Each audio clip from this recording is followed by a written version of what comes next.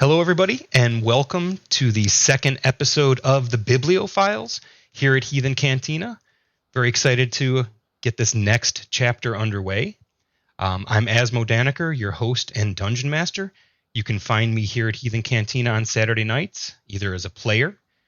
This week is my week to DM, and I'm joined by some absolutely fantastic players. We're going to start out with Arak is the character's name. Arak's player, why don't you tell us who you are? Hi, I'm Fran. I play Arak the Goliath Barbarian. My pronouns are she, her.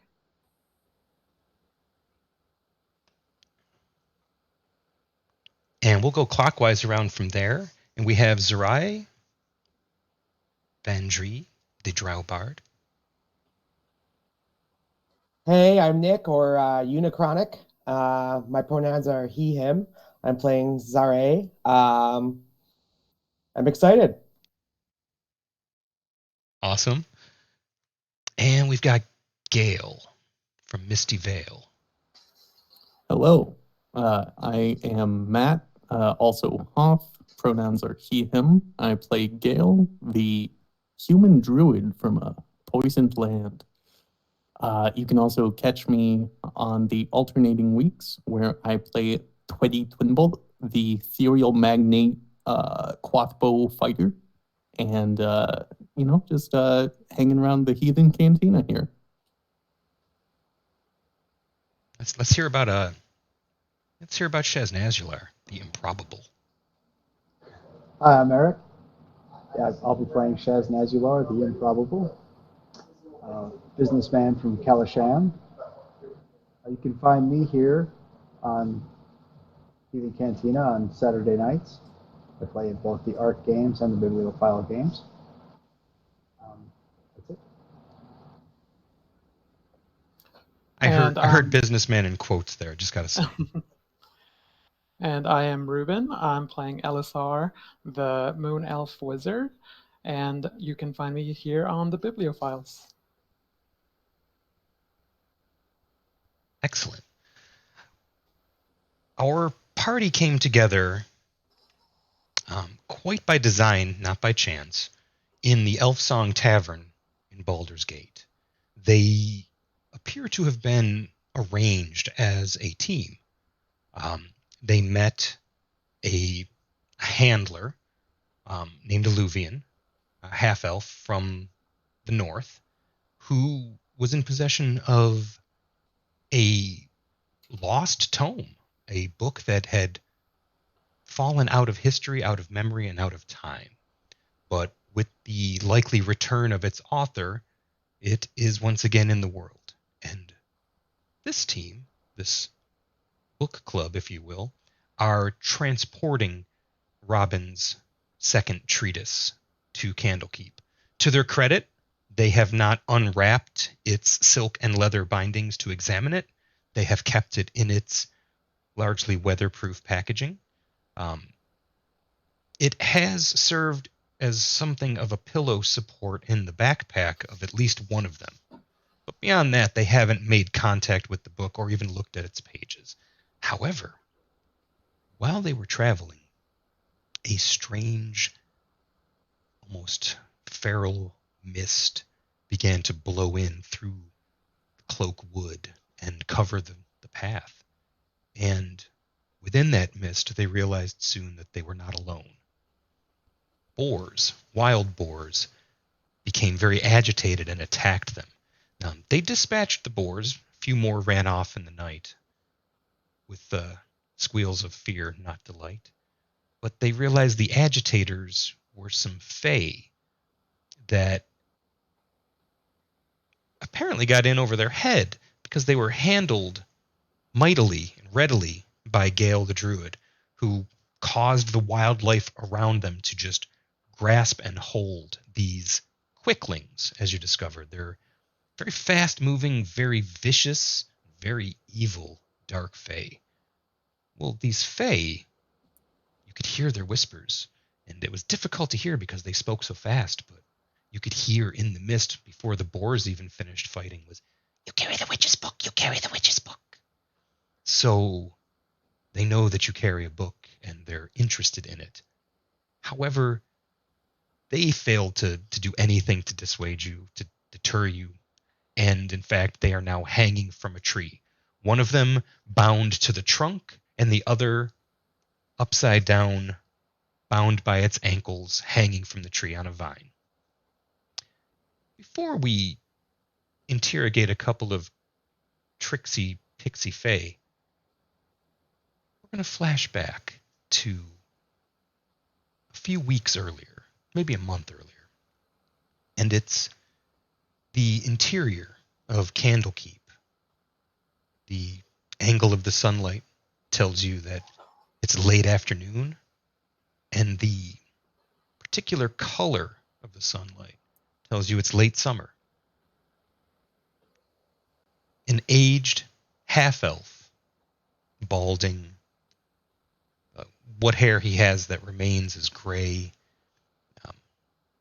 dark half-burnt charcoal gray, and a tidy beard that matches, ends in a wedge. His eyes the same. Elisar, you know him as Morgreaves.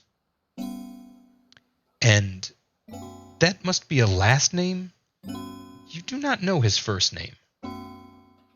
But he seems to know both of your names and says them deliberately but without any comfort or care.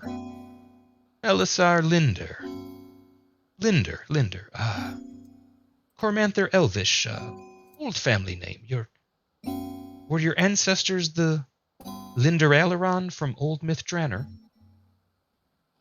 That they were, sir. Ah, I thought so.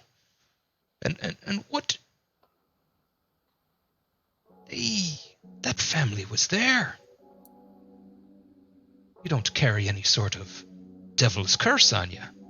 And when he says it, it's playful, but it's also somewhat erudite. He's letting you know he knows all about your history, but not you.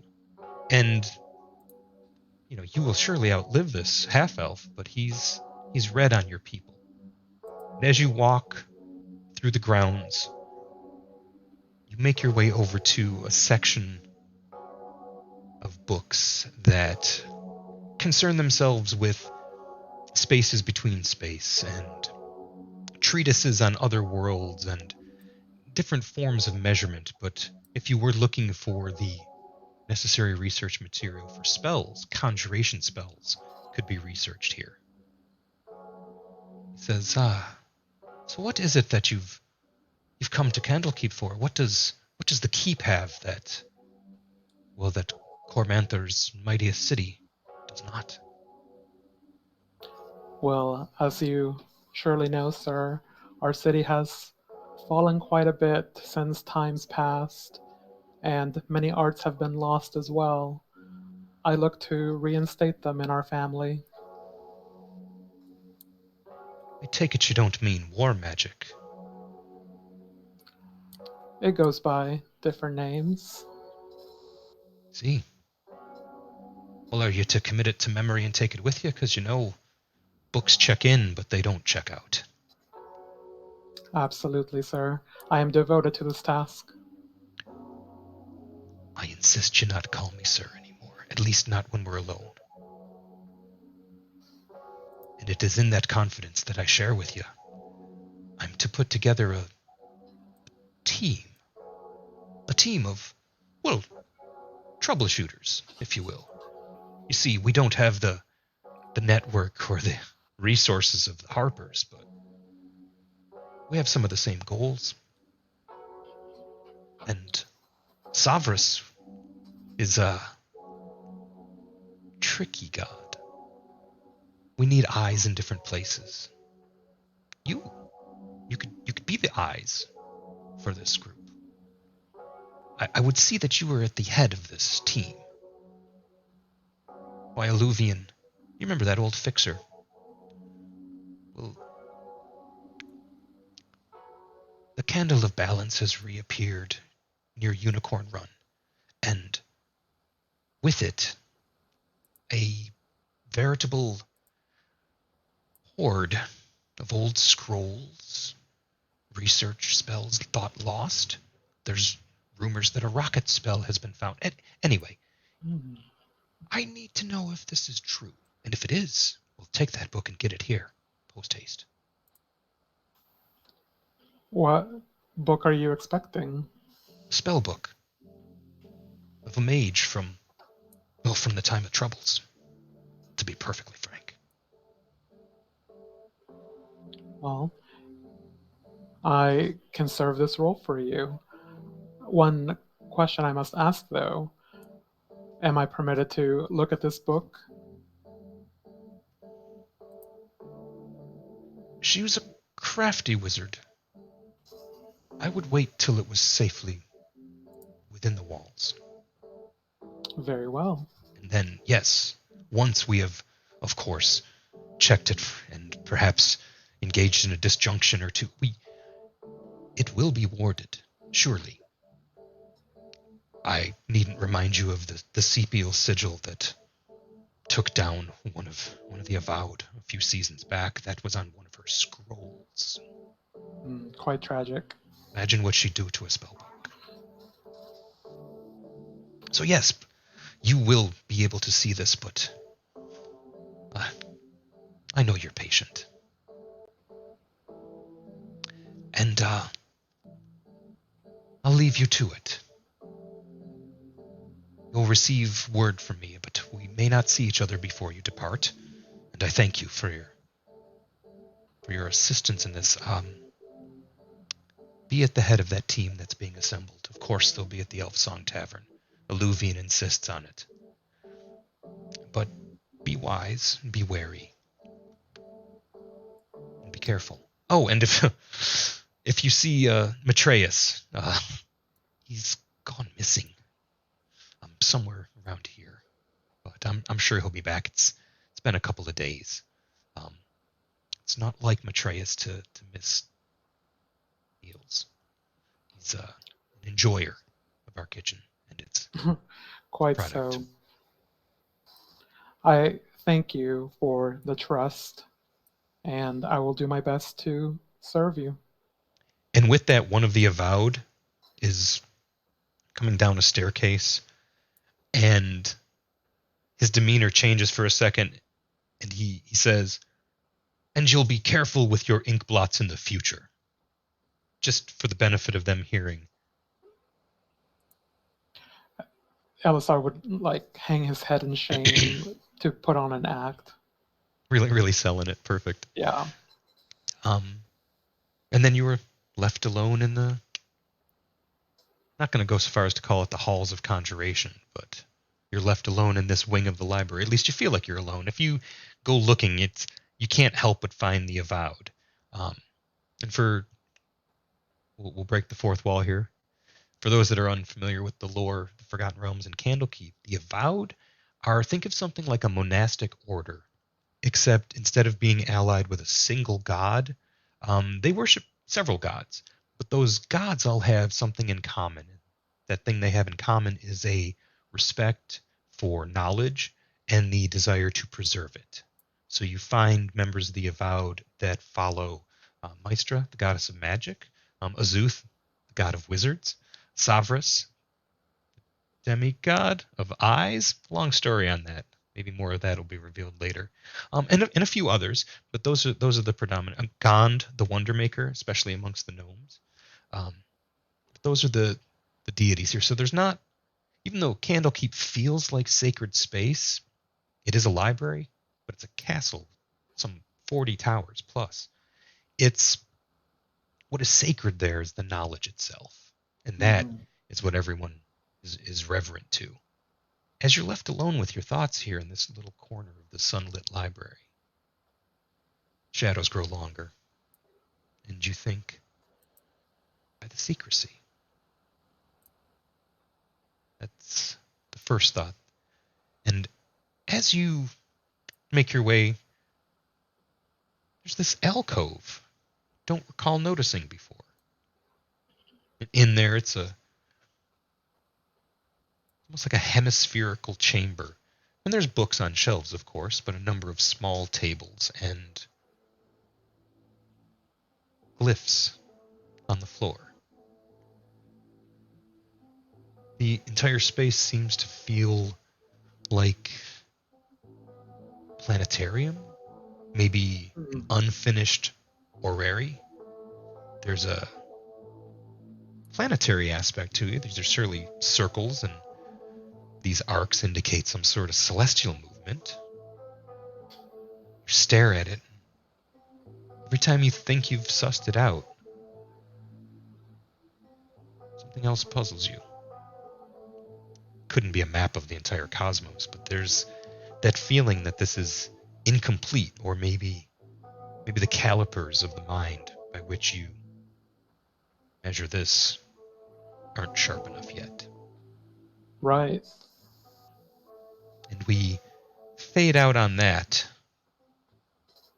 fade back in to a very surly quickling who hangs upside down before... Who's standing closest? Arak, you are standing closest to one of the quicklings.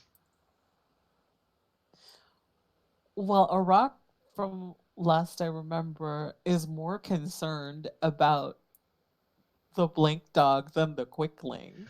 The blink dog's a good 40 feet, 45 feet away from you, and sniffing over towards Shaz.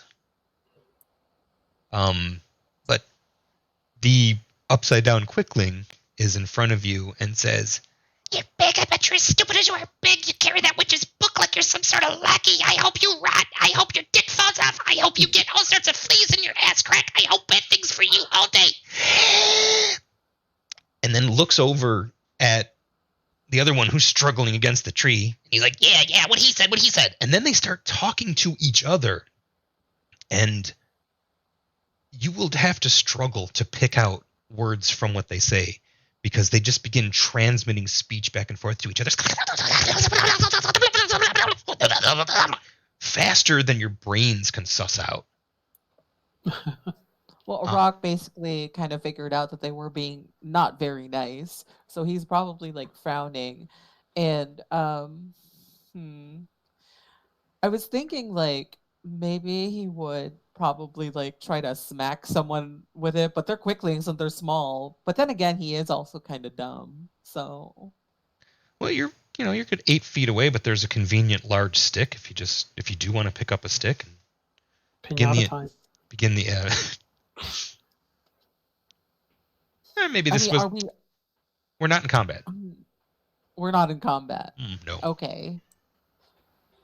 Well, maybe a rock would just frown at them and say that that's not very nice, and then look back to like his companions and ask for backup. I mean, if you wish to move, you may move freely about the map. I'm going to reshare the map in Fantasy Grounds in case y'all don't have that going on.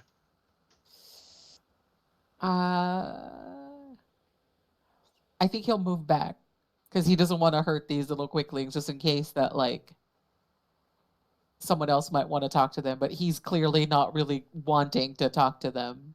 Okay. Because they're mean. So you back up? Gotcha. All right. Yeah. The blink dog sniffs at something as it approaches you, Shaznazular, and then just folds out of space and is back behind a tree, leaving a little collapsing wave of the mist where it was. The mist is moving a little faster now. There's a wind. Right. I am going to maintain my stealth because that's how I roll. Okay. Just kind of work my way up a little ways here. Yeah, you notice that the wind is increasing. It's getting windier. All right, maybe I should forgo the stealth. Maybe we should just get out of here. Hey, Gale. It's your spell. How long does it last? I'm glad you've asked that, DM. Minute? It is 1 minute of concentration. You're concentrating. What else you want to do? Well, as I concentrate on making sure the vines have entangled Quill Pocket and Thistle Prick, as their names are. Quill Pocket's upside down and says, I'm the friendlier one. You prick. No, I'm prick. Who's on first? And yeah,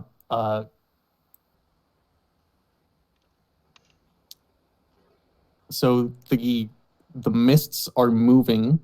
Mhm. The last time the mists were being kicked up and moving, that was these quicklings that were going and whipping it up. Mhm. Now there's some sort of wind that's doing that. Yeah, it's not them.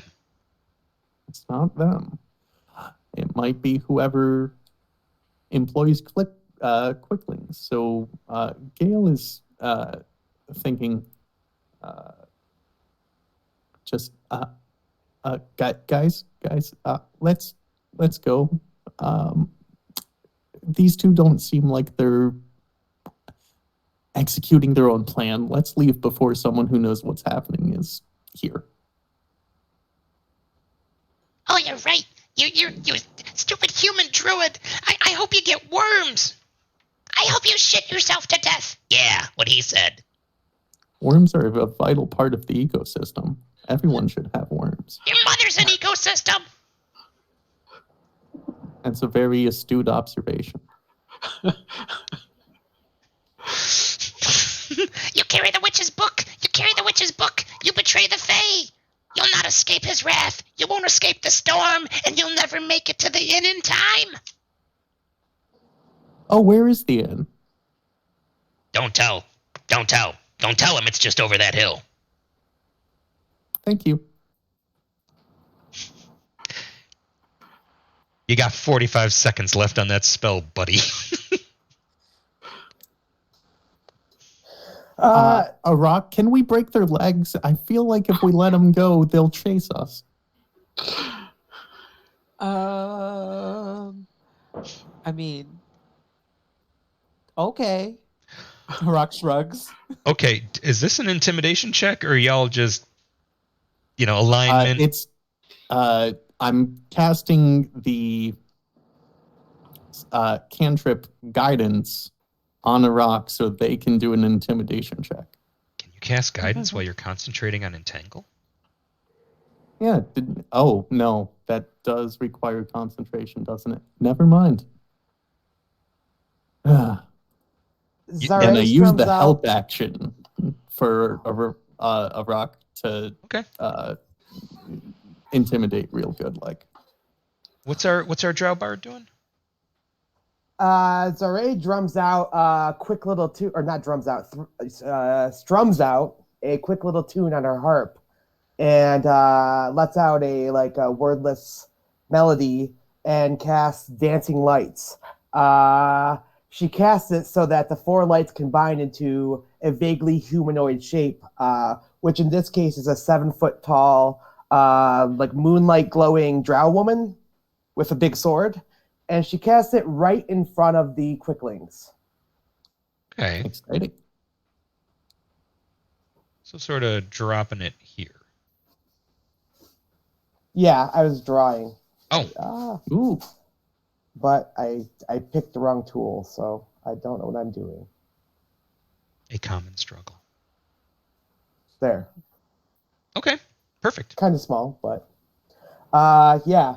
And the glowing, vaguely humanoid shape kind of points the vaguely sword-shaped object at the quicklings. Arak, if you have anything scary to say. Oh my god. Arak would probably say something like, I'm gonna break your kneecaps. And just wave his stick around for a moment, because he's still focused on the blink dog, and he was holding a ham hock the other day. So Okay. Yeah, let's go ahead and send a rock an intimidation check. We're gonna set the DC. Yeah, they're evil. They're malicious. In fact, they're frosted red cap charms. They're tragically malicious. They're like really really horrible. They're not quite red caps. There's a with the help action, right? So Mhm. does that do anything? Yeah, you can make this at advantage. Just click that advantage button in the Okay. lower left before you make that roll. Bam. Okay. Oh. Mediocre. No, got a 11. All right. Yeah, I don't think you got it in you. Not lately, the other one says. This'll prick. This'll prick's got the short snappy. Yeah. Elisar, I think, would be following Gale's advice and starting to like move towards the exit. Okay, it's moving south. Yeah. Okay. Yeah, you better run. Go on, get out of here. Go on, go hide behind your comfy stone walls with your feather beds. That does sound rather lovely. I think I will. Soft elven comforts. I'm hanging upside down here for a little while longer.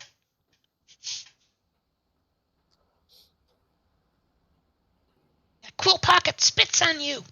That's him. They're so friendly. They are. Or at least talking. Yeah, maybe they're just stalling for time. The wind is Rock getting stronger. Rock will probably start walking, but also still waving the little ham hock just to kind of attract the blink dog towards them. The blink dog appears on the road ahead of you. What a good pup. Its tail is low, its ears are back, and it's sniffing. It's not friendly. It's cautious. Given a lot of dog language for lookout. Are you just going to leave them tied up till the spell expires, but keep moving away so as to have them further from you as you drop it? No, I'm going to give them both an arrow before I leave. Okay.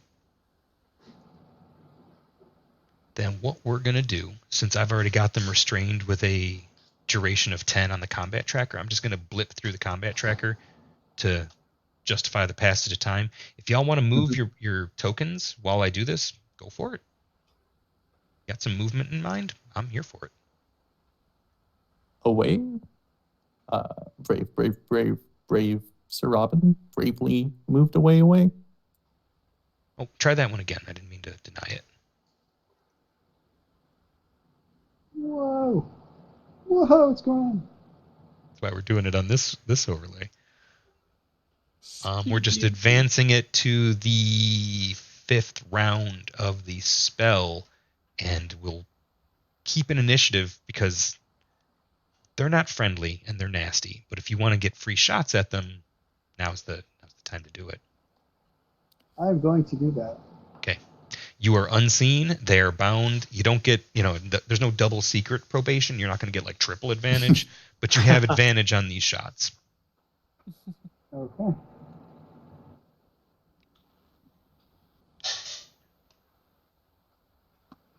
That's a big old hit. Do I get sneak attack damage? Because I'm going to say you do.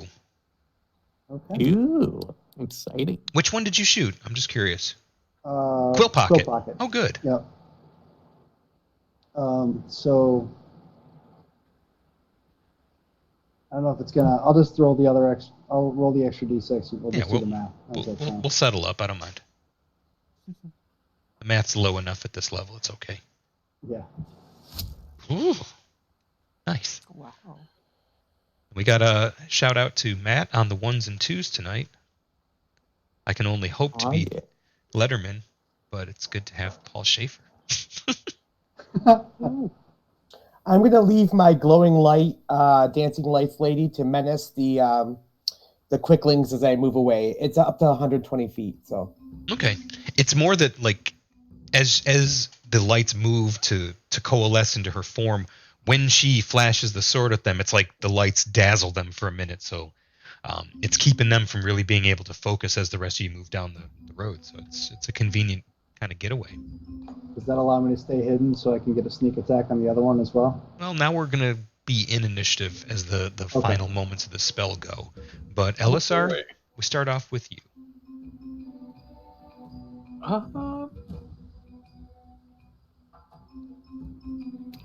So, since I was walking away, did I see that Quill Pocket got attacked by Shaz? Yes. Well, you may have heard it scream. Oh, you sneaky prick, where are you? You're over in those bushes. Oh, just like you to attack Unseen.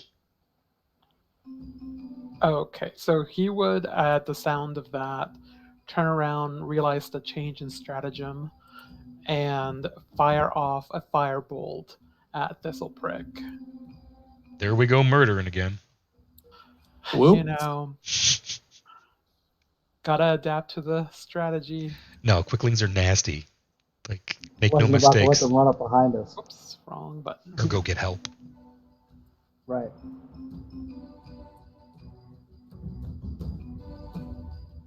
Oh, that'll do it. natty 20. That'll do it. Natty Twinzo. So you just crit with a firebolt. Hello, my name is And- Crispy. Oh! Max damage.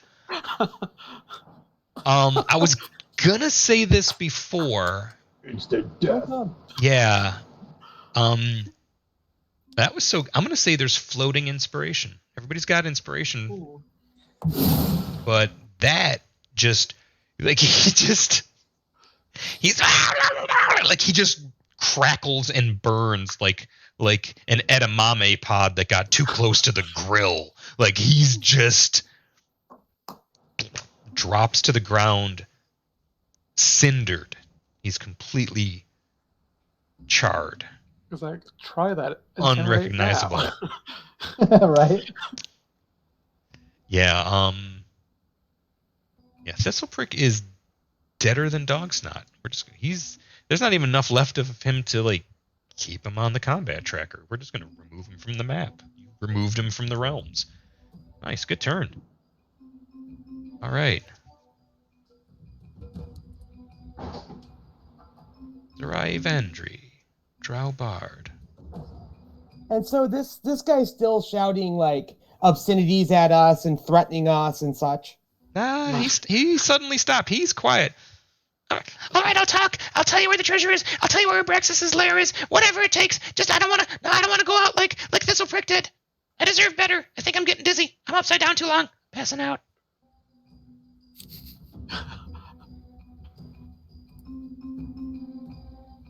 He did just say the name of like a lot of things. Was that Abraxas? He Yeah, did. I will move That closer slip. to it and say, "Excuse me, who?" And now that we have the upper hand socially, can I like try to persuade that information out of him? I was gonna say you can intimidate at advantage or persuade with a +4 because he's kind of pliant at this point. Which do you want? I'll intimidate at advantage. All right, good luck. Set that. Her eyes do that drow thing where they actually start to glow a little bit. It's silvery blue. As she says, "Excuse me, who? For when Tell you me what you know." when you do that and you're standing under the dancing lights for just a moment. Remember, there were clouds. There was some half moon of Selune. The tears you saw them, and it reminded you when it's a half moon. Depending on which half it is, tells you whether the bow is firing or the bow is. It tells you whether it's a waxing or a waning moon.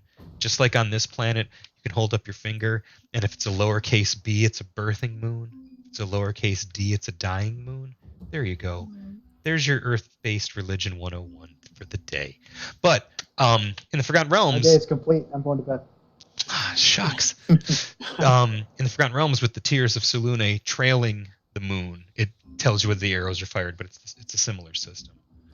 But for that moment, the clouds, which are now passing very quickly, but there's still some spaces, the moonlight shines on you for just a moment. And with the dancing lights, your eyes glow blue. All the dancing lights glow the same shade of silvery blue, and you're standing in moonlight. So yes, Make your give that to you at advantage. I think he's a pretty easy audience, but let's see what you get on the dice. Oh, look at that. So not only did you make it, you made it by 9. He says, Abraxas. It's the druid in these parts. And you serve him? He usually has some pretty good ideas, so we do what he says, because he usually shares the spoils with us, so we get to stab arrogant pricks like you. But we were wrong. I'd like to go.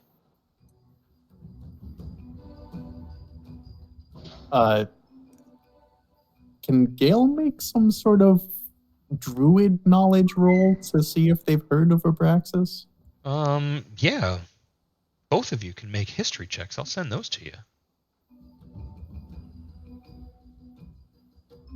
Yeah, that's If you Thank you. if you tell Abraxas we weren't a threat, I won't kill you. Wait, so tell Abraxas about you and that we won? Yep. He's gonna want to know why Thistle Prick's all cooked. It was a tough fight. There was a wizard, but you overcame, right? Yeah, sure, okay. Yeah, you know what helps sell this story? This fucking arrow in my dick.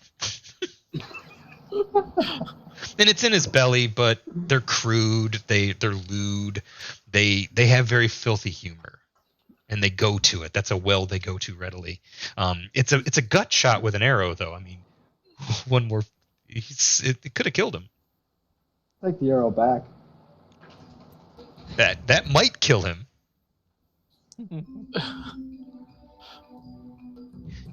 Yank the arrow out. Yeah, I sent those history checks to you, Gale. And I made it. Yeah, Abraxas is like you've heard the name. He's in the court of the Dark Fae, and apparently there's more going on with Abraxas. He's not just a druid.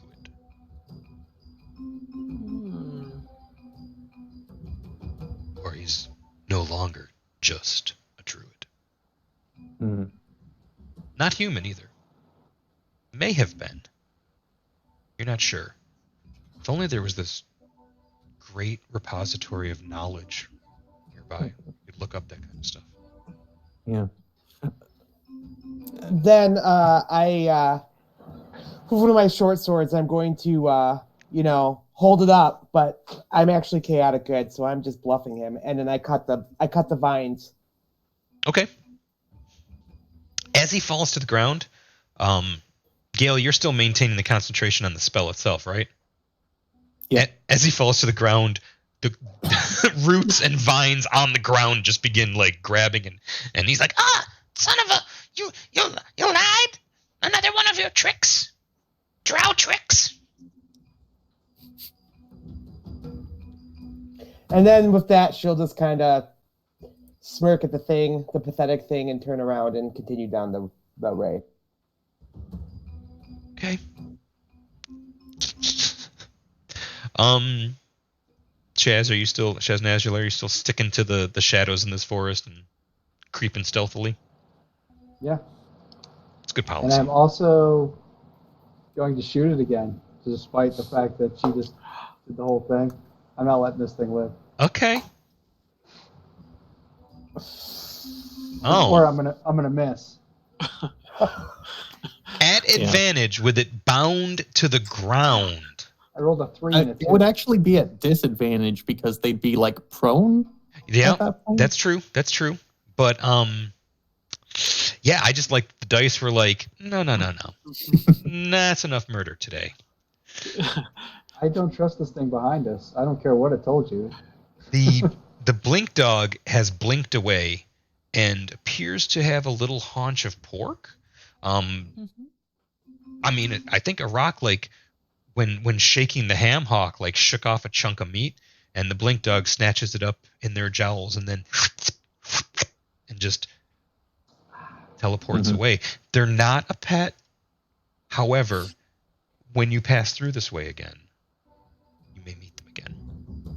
But you've released an adolescent blink dog into the wild that will think fondly of you. Lovely. Okay. Before it goes, can a rock give it like a little pet on the head? Yes. It tolerates that, but then blinks away just as fast to sniffs, but doesn't lick. It's not affectionate to you, but its tail was almost J-shaped the last time you saw it, so it seemed like it was warming to you, but it was still cautious. Plus, the wind is kicking up, and with the wind, a coldness has settled in, and there is a light sleet that is beginning to fall. Are you still concentrating on the spell? No. Okay. Then Quill Pocket with 1 hit point is going to move, I believe. Let's just see what these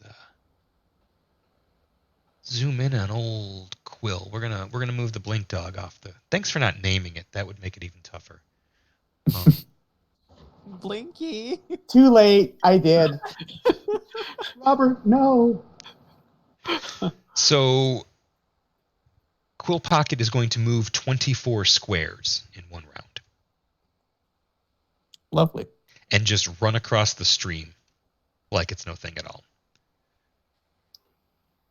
You hear Like a Jesus lizard. and he's gone.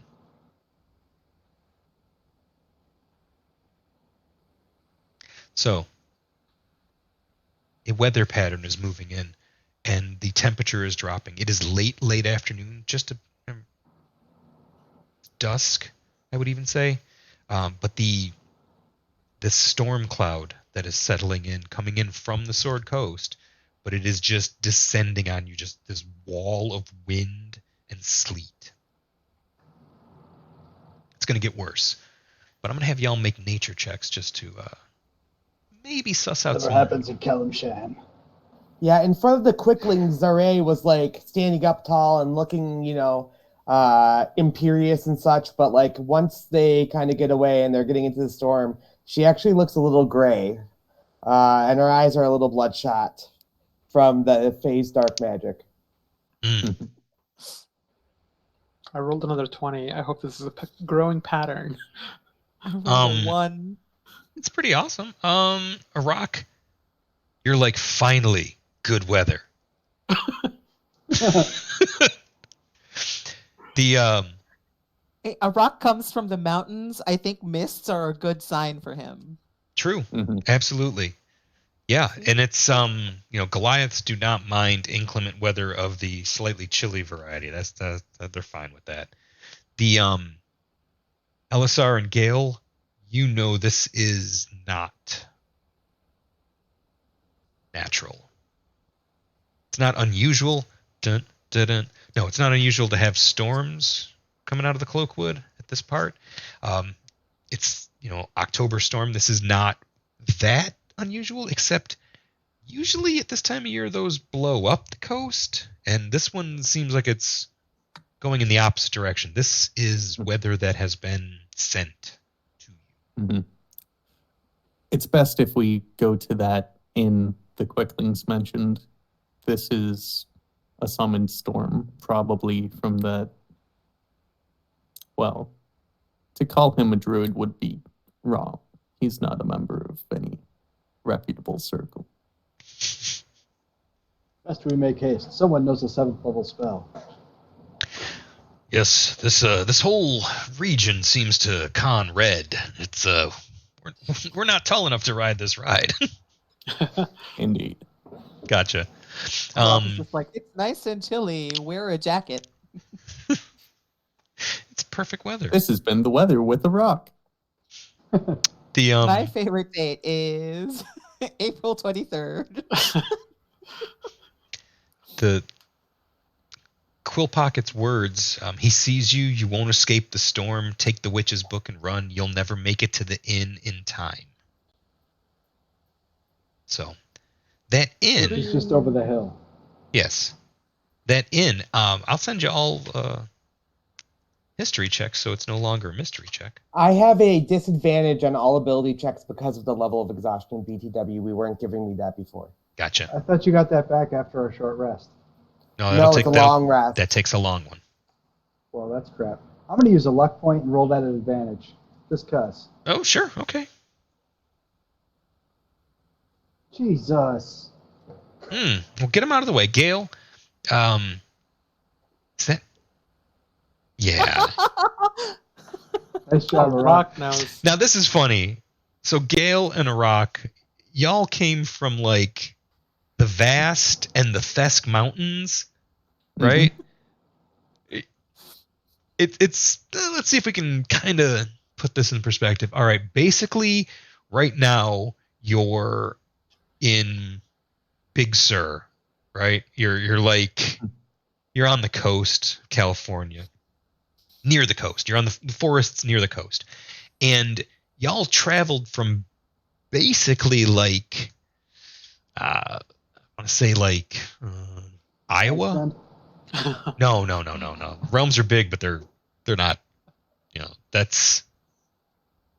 I know where that would be, but no. I'm just saying you're from the furthest away of anybody in the group, and the two of you are like, there's a renowned inn here. Now, LSR, you're usually better at that, but you're like, oh, and Arak, you know the name of it. It's the Friendly Arm Inn. And when you say it out Because he's loud, a tourist. Yeah. It's in the We got the brochure you guide. picked up. sure enough, as you climb this hill, the wind thankfully is at your back, but it's cold, and the sleet is starting to accumulate wet frost on your garments. As you make it to the top of the hill, you see a comforting sight. Well, first you see an imposing, dark, not so comforting sight. There's this tower, this keep, but then in the shadow of that keep is a small walled community with a number of buildings, one of which appears to be a very well-appointed inn. And the gates to this community, this walled community, do appear to be open.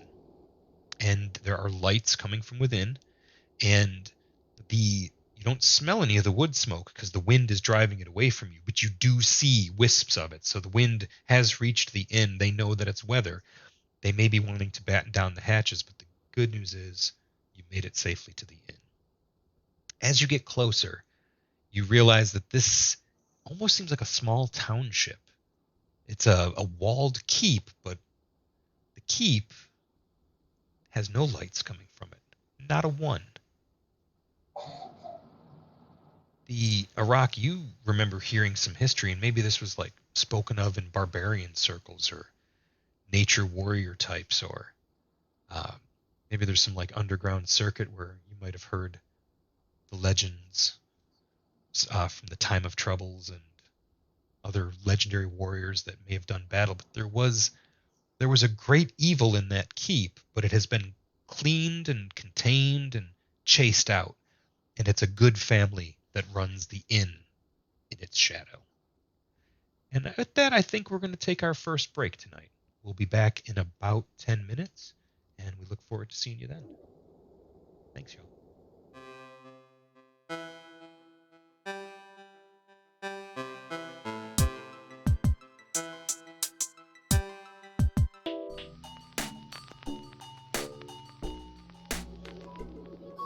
Hey, everybody. Welcome back.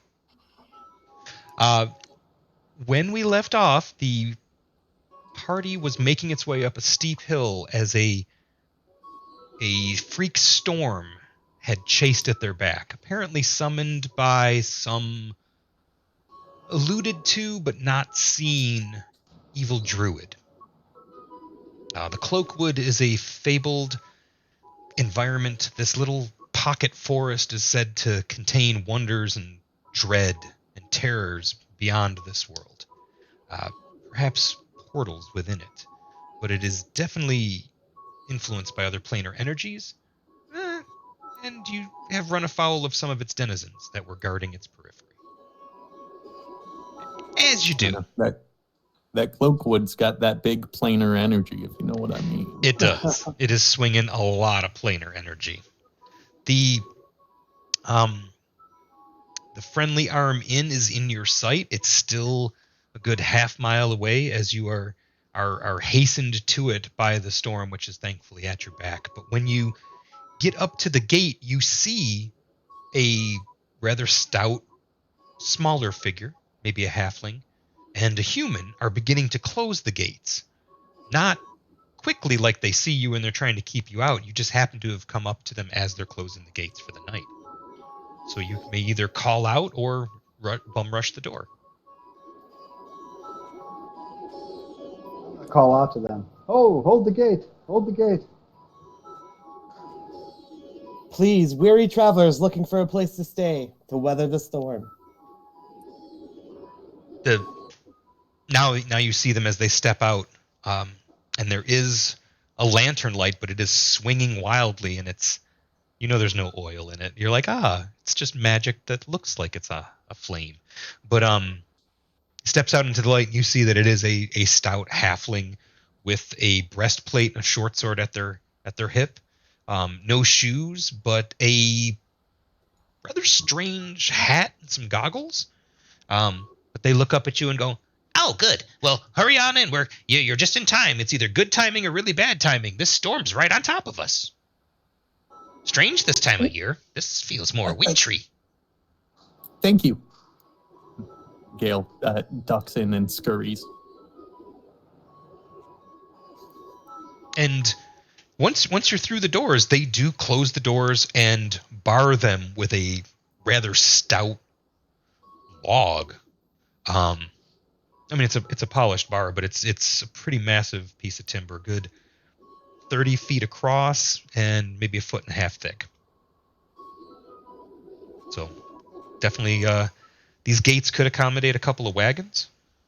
The shadow of the keep, some 300 feet of keep, looming impossibly huge. It's an overbuilt dark tower right here in the courtyard from the interior of this inn. The door opens, and standing in there in the frame, you see an old gnomish woman with a shawl, and says, "Come in, travelers. Hurry.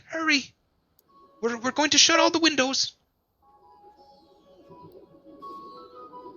You're the last. No horses to you.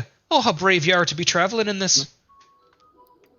And as you cross this courtyard, off to the side you see a stable, and you hear a few horses excited and maybe a bit nervous in there. The halfling goes, "Go inside. I'm going to go tend to the horses and goats. I'll be in a bit. She'll take care of you. It's Jelana. You know her." And there's this warmth spilling out. It's almost surreal, the contrast to the harshness of the environment you're leaving. This warmth of a tavern suddenly envelops you like a great big set of friendly arms. There's a dozen tables in here, about half of which have at least one person in there. There's a good 20 people in the bar. And Is there an open table near the fire? There is one open table near the fire. The opposite table has been pushed to the side, and a few chairs have been set up. There's what looks to be a bouzouki, which is like an oversized mandolin, 8 strings but very large bellied acoustic string instrument. And somebody is sitting there playing on a flute. And there's a set of hand drums, and there's some curious instrument you might not be familiar with. There's a stick and a wire. There's a couple of rocks sitting there, and there's some sort of gourd. You don't really understand the process, but it looks like the whole band isn't here. Just one flautist is still playing. But with new people coming in and the doors being closed, 2 more good-sized logs are brought to the fire, and There's a little bustle of activity as you are accommodated. And finally, the old gnomish woman comes up and goes, I'm sure they'll all take care of you. I'm heading to bed, and I'll see you at breakfast. Stay warm, stay safe, and welcome to the Friendly Arm Inn. We'll settle up in the morning. Well, thank you. And she goes on her way. She was wearing this sweater that was a little too large for her. Clean, well cared for, maintained, but very old. The colors on it just starting to fade, and the threads on it just starting to fray. A little too big for her, but she gathered it to her in a gesture as much for comfort as for warmth. And she retires for the evening, and you are left with the mercy of the barkeeps. There's a halfling woman and a young gnome, and a dwarf. A dwarf, a halfling, and a gnome are the staff. A halfling woman and dwarf and gnomish men. The gnome is the bartender. The dwarf is the cook. The halfling is the barmaid. And the dwarf actually comes out and goes, oh, I've already put away, but I can put something together for you if you're still hungry. He doesn't have a beard. Sometimes dwarves that work over food, just out of respect for human customs in various lands, they'll get rid of the bulk of their beard and just wear the most impressive set of sideburns you have ever seen. They look like just two furry turkey legs hanging off the side of their head. Like if they just shook their head back and forth, they'd meet in the middle and it would be a beard. But he comes out and it's an orangish brown beard giving way to silver. Silver's not winning yet. But he says, I can put together some small plates for you. Oh, whatever you have on hand would be lovely. What If are it's there? not too much trouble. Meats, cheeses, fruits. What would you like? Yes, Those all sound good. all of them. And some mulled wine if you have it. I'll see what I can do. And he goes back there, comes out. The gnome, upon hearing wine, goes, I don't have anything here, but I do have this, it's this wonderful spring crush, but don't mind the sense of humor. And as he says that, he turns and you see the label, and it says, Fields of the Dead Spring Crush. So that tells you that there's a vineyard near here named after an ancient battlefield. But the Fields of the Dead are a rather large region north of Baldur's Gate. Wouldn't think of this as wine country, but maybe. But he pours you, it's fruity, bright, and the acid lingers a little long. And even though you enjoy it, that finish makes you think, this will be really good if you leave the cork off and then mix it with some olive oil and some minced herbs and serve it on a salad. Any of the wine snobs are going to think that on the first sip. Everybody else will come to that conclusion by the end of the bottle. But he leaves the bottle in some glasses.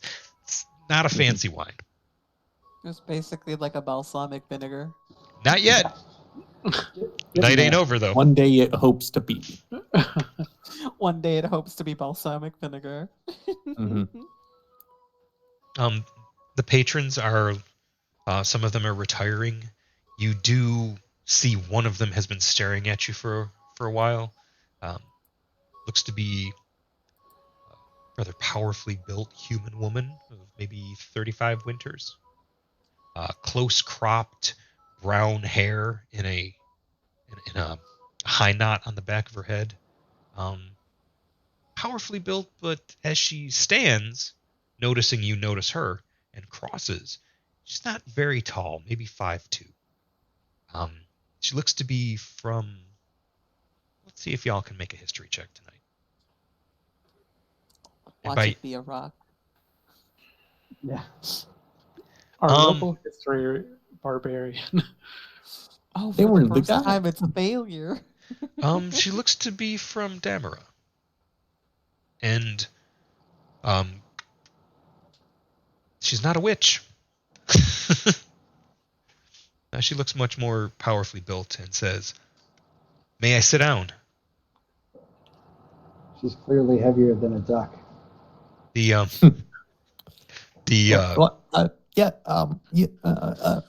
Sure. noticing your discomfort and your struggle to find seating, she just grabs a chair without looking, sweeps it underneath her, and mounts it very Commander Riker style, Mm. and sits down. As the small plates are brought out by the copper-haired halfling woman, the gnome, completely bald but with a beard that tells you he's youthful, comes out and goes, I have a whole case of that if you want more, as he takes the empty bottle. Your glasses are still full, though. Yep. I'm going to flip a gold coin onto the tray after she puts the plates down on the table. Thank you so much. That will definitely cover it. I'll get your change. Keep it. I think I shall. And she tucks it away.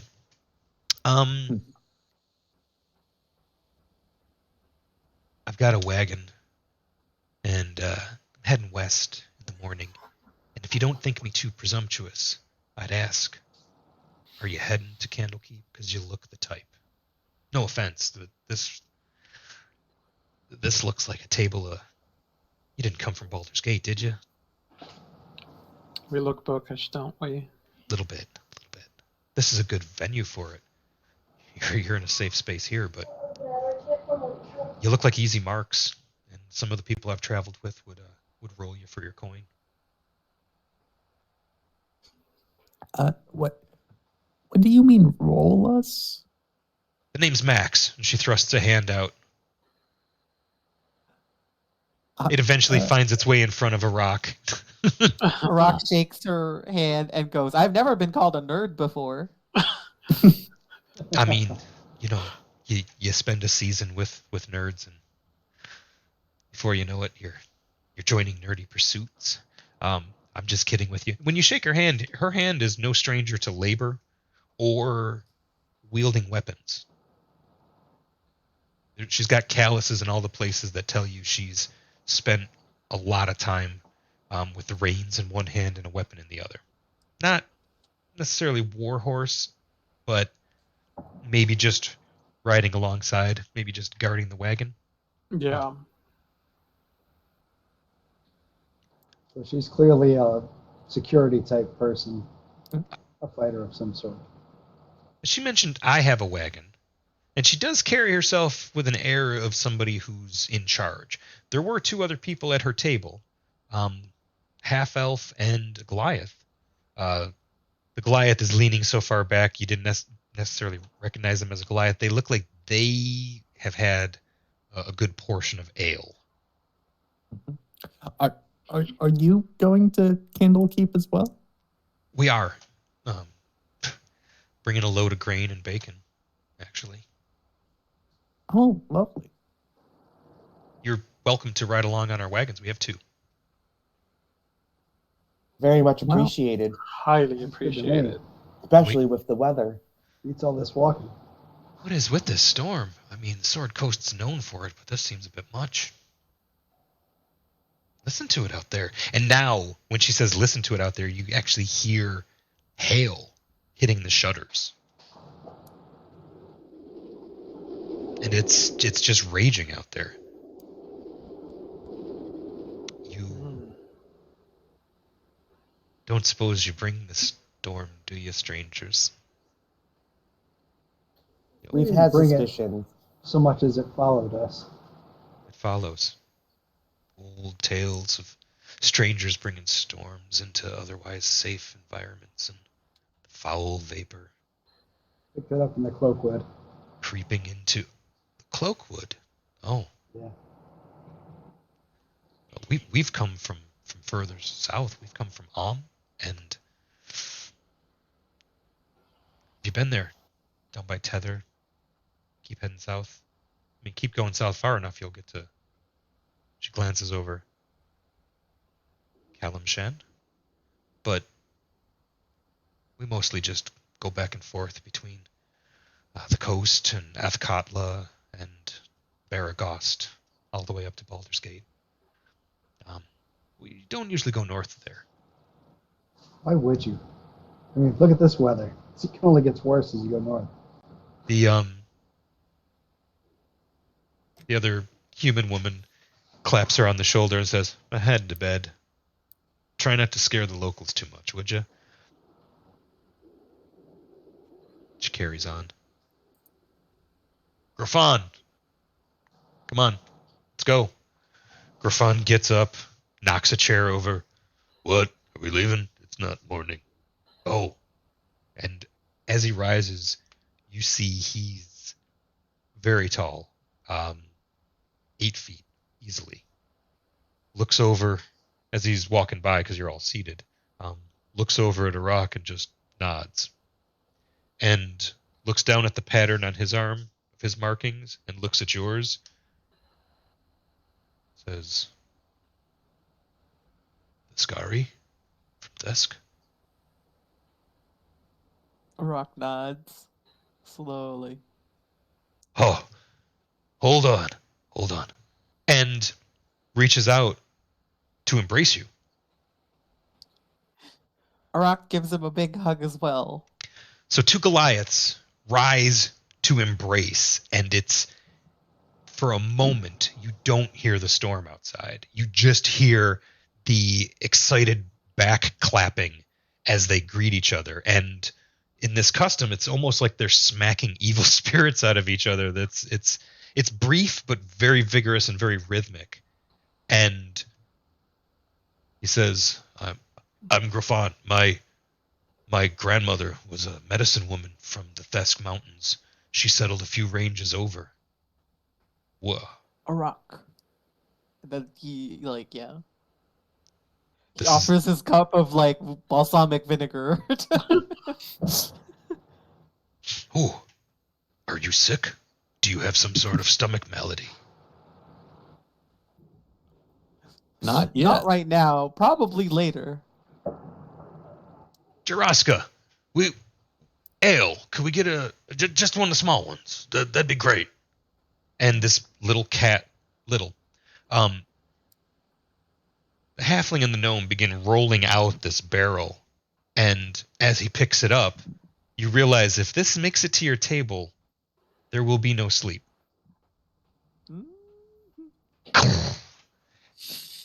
And mugs are passed, the glasses are dispensed with, and it's branded on the side. There's a dragon brand on the other side of the barrel. This is Purple Dragon Ale. This is from Cormyr. Oh. This is the legendary Suzale Ale that does it better than Suzale ever sailed. This is good stuff, and it's strong. You're north of a 7% ABV with this. Just letting you know. Mugs are passed around. Who's gonna have a drink? I'll take one. Before I answer that, quick question. Who is carrying the book? A rock. A rock is. I think Elisar would try to retreat back to a room and see if Arak would hand the book over to him for safekeeping, since he's the first one to turn out for the night. A rock would. A rock Okay. would do that. Yeah, it's wrapped in leather. Beneath the leather is a layer of linen, and you haven't opened it, but there's buckles on the outer case for the book. So the entire book has 2. They're cinched tight because it's part of the pack of a rather large person that's not so much bothered by burdens as this. But the entire book itself could be fashioned into a backpack just by loosening the outer straps. Yeah, so he'll do that. He'll try to retreat back to the room with the book. Okay. If for nothing else than to keep it safe from curious eyes in the open room. You were suspicious of pickpocketing with that excited hug too. You're like, yes, even big people can be pickpockets. Yes, It's understandable concern. So you retire for the evening. The remaining 4 of you, who's having a mug of the Purple Dragon Ale? A rock I'll for have one. sure. It would be disrespectful considering the guy who just brought it out for us. Okay. It's not an IPA, it's a PDA, and everybody's having a public display of their affection for this fine and powerful brew. Max also has a mug. Max says, "This will be my last one," and that's coming out of your end of the tab. All right, we won't finish it, but at least one. Come on. Goliath. And with that, you can tell Max is the boss, that there's some camaraderie. They've traveled together. They're friends, but it's not that kind of relationship. It's not so much that anyone here is a couple. It's just traveling companions. Maybe it's just the 3 of them. That's tidy. But it might explain why they're so game to have a talented band of nerds join them. Max says, of course, after she's worked on halfway through her second mug of this, and you get the feeling that there was food, maybe a mug, but now it's starting to catch up with her, and she's like, of course we're not going to be charging any transport fee for you. You come in with our wagon, but it's the old custom. If there's some bandits or something that are looking to do us wrong, we expect you to pitch in, or at least stay out of the way if you're just no good in a fight. But no, it's pretty safe. We haven't run into any trouble on that particular stretch. And we've brought foodstuffs to the keep easily a dozen times, and she holds up 10 fingers. Careful observers might notice that poking up from her sandals are 2 big toes to complete the 12. So, did everybody have a big mug of this strong beer that Yeah, stayed Zara behind? needed to take the edge off Okay. because she's feeling pretty rough. I sit back as close to the fire as is comfortable with my feet up. Okay. Gale did, but they haven't lost their habit of purify food and drink before anything, just from having done all the traveling through land that is literal poison. Does that get rid of the alcohol? Enjoy your mug of brown water. But I don't know. Okay. Because that would be a shame. I would choose to believe that it would not, but I'm not sure. Wine into water.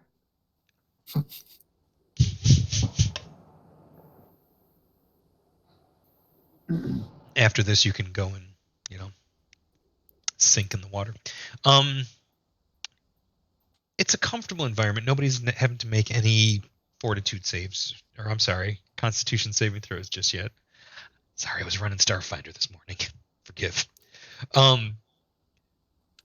But who sticks around for the second? Because by the time the second mugs are being filled, Max goes, somebody's got to be up before the horses, and makes her way to the room. But Griffon is absolutely staying for at least one more round. It looked like he was kind of passed out when you got here, but whatever beer buzz he had, he slept it off, and he's ready to mingle again. Arak probably stays with the one mug, but he's like nursing it, like it's still like maybe a little bit full because he's just wanting to talk to another Goliath. Yeah. After being gone for so long. Gale would just go to bed after the first mug. Okay. No, that's the safe bet. What I'm saying is when the second ones, whoever stays for the second round, and this is late, you're the only people left in the bar, and Juraska, and they sometimes call him Bentley Jr., but his real name's Bentlerathon. The gnome. You learn. He says the history of this place is fantastic. There was this gnomish couple that took care of a great evil in that keep. Cleaned it up, chased it out, put up some wards. The old lady, She's a cleric. She's like a high priestess. She's like one of the biggest deals in her religion out this way. Anybody want to make a religion check that stayed behind? Sure. See if I know. Yeah, Shaz, you're still sticking around, aren't you? Yeah, I plan on sleeping by the fire out here. It's there's some large, oversized. This is a very nice inn and tavern. It's the quality of the leather, the quality of the tables, the small plates they brought you out were. You could tell that they were used to accommodating a number of palates. There was a little small plate of charcuterie with some spiced sausages and some. It almost looked like ribbon candy when you realized that it was some salt cured ham. But then there was a variety of dried fruits and a little cranberry mulberry compote and some toast points. The toast points also had a range of colors to them. There were some dark ryes, and there was a little thing of basket cheese. So even though they were small plates, it was quite nice. There was food to accommodate all palates. You're killing me. I'm hungry now. Rather than ask if rather than be presumptuous or rude and say, oh, do the elves need a vegetarian menu, they just provided a good smattering of food. The small plates, they're not as satisfying as they could be for, say, Goliath-sized appetites, but the Goliath's like, well, this is mostly bread anyway, and downs their second mug and reaches for your mug to fill yours up. So the gesture here, Rock, is that you finish your first one. Yeah, I'd probably hand it back to him. Yeah. Okay, and it's delicious beer. It's a little bitey. There's like this bitter bite right at the front, but then it's like after a few sips, you're like, oh, there's sort of this like maltiness to it, but it's got like a toasted walnut note in there that's not quite off-putting, but it takes some getting used to. Maybe it's just the cask that it's being aged in. You don't know, but here comes a second one. This one's frothier because he actually shook the barrel back and forth a little bit, and on the nose, it actually has such a like pepper in the bubbles as they break as you bring it to your face that I'm gonna have you make a saving throw versus that. Rock is not smart, so yeah, he is taking that beer and he's probably going to pass out. I have a friend that makes a black pepper saison. It's pretty good, actually. The urge to sneeze was strong, as this just like tickled the inside of your nose behind your eyeballs with how pungent it was, and then you realize you're also you're smelling the alcohol in this. This is a strong ass beer, but you don't get sick or sneeze. I mean, all it was going to do is make you sneeze because this is a confession on my part. Sometimes really hoppy beers make me sneeze.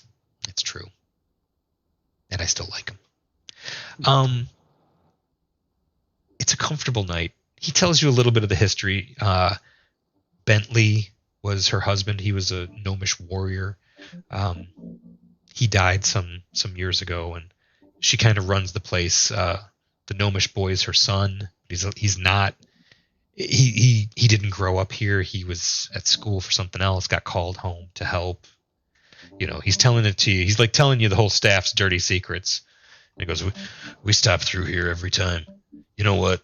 That's the second barrel. I think I'm good. As he puts down his third and doesn't finish it.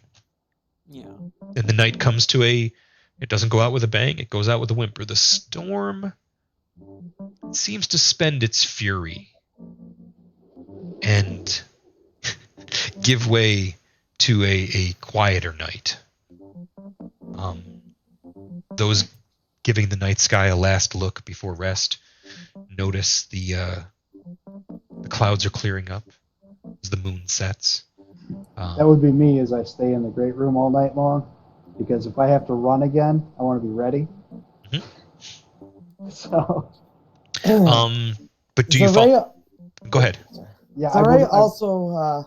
Go ahead, man. Zaray also. Is there a private place that she could find. She'll excuse herself after the second beer. Okay. She has to get some things out with her evensong, which is a sword dancer's way of doing their like nightly prayers or what have you. A wordless song that gets out all of her emotions and frustrations and hopes and dreams for the day. Do you ask anyone, or you just go? Yeah, she will ask Okay. as she's getting up to excuse herself. Okay. Then. Jaraska, the halfling, she says, "Oh, well, there's a small grove around the shallow side of the keep out in the courtyard. I mean, it's a good place to practice an instrument if you're new at it." You realize she's one of the band, and that before you all showed up, the staff was playing music.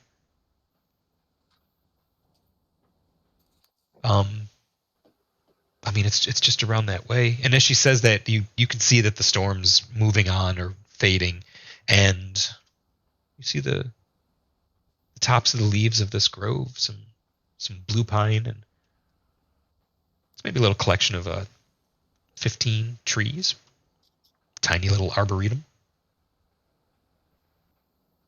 And she'll excuse herself out into the courtyard. Yeah, make your way over there, and it's quiet. It's at first it almost seems a little too quiet.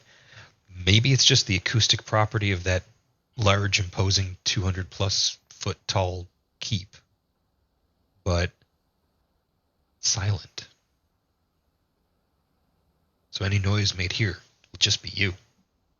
And she actually doffs her armor and strips out of her hunting clothes. And she takes one of her short swords and casts light on it and stabs it into the ground. And that's the center point of her dancing song around as she sings out to the Dark Maiden. You sing out, and there's you've got some concerns, maybe some frustrations. There's definitely a weariness to it tonight. Yeah. The fight with the Fey folk was rough. You didn't have to go to a dark place. You didn't have to do anything that you regret to deal with them. It went well, but there's this underlying tension, and it's carried through in your dance and in your song. And in the silent spaces between, as you stop after exerting yourself and you go to breathe, you feel a single bead of sweat despite the cold run down your forehead. And you know that you're not alone, that you're watched over, and that the Dark Lady watches over you still. And with that, the clouds part,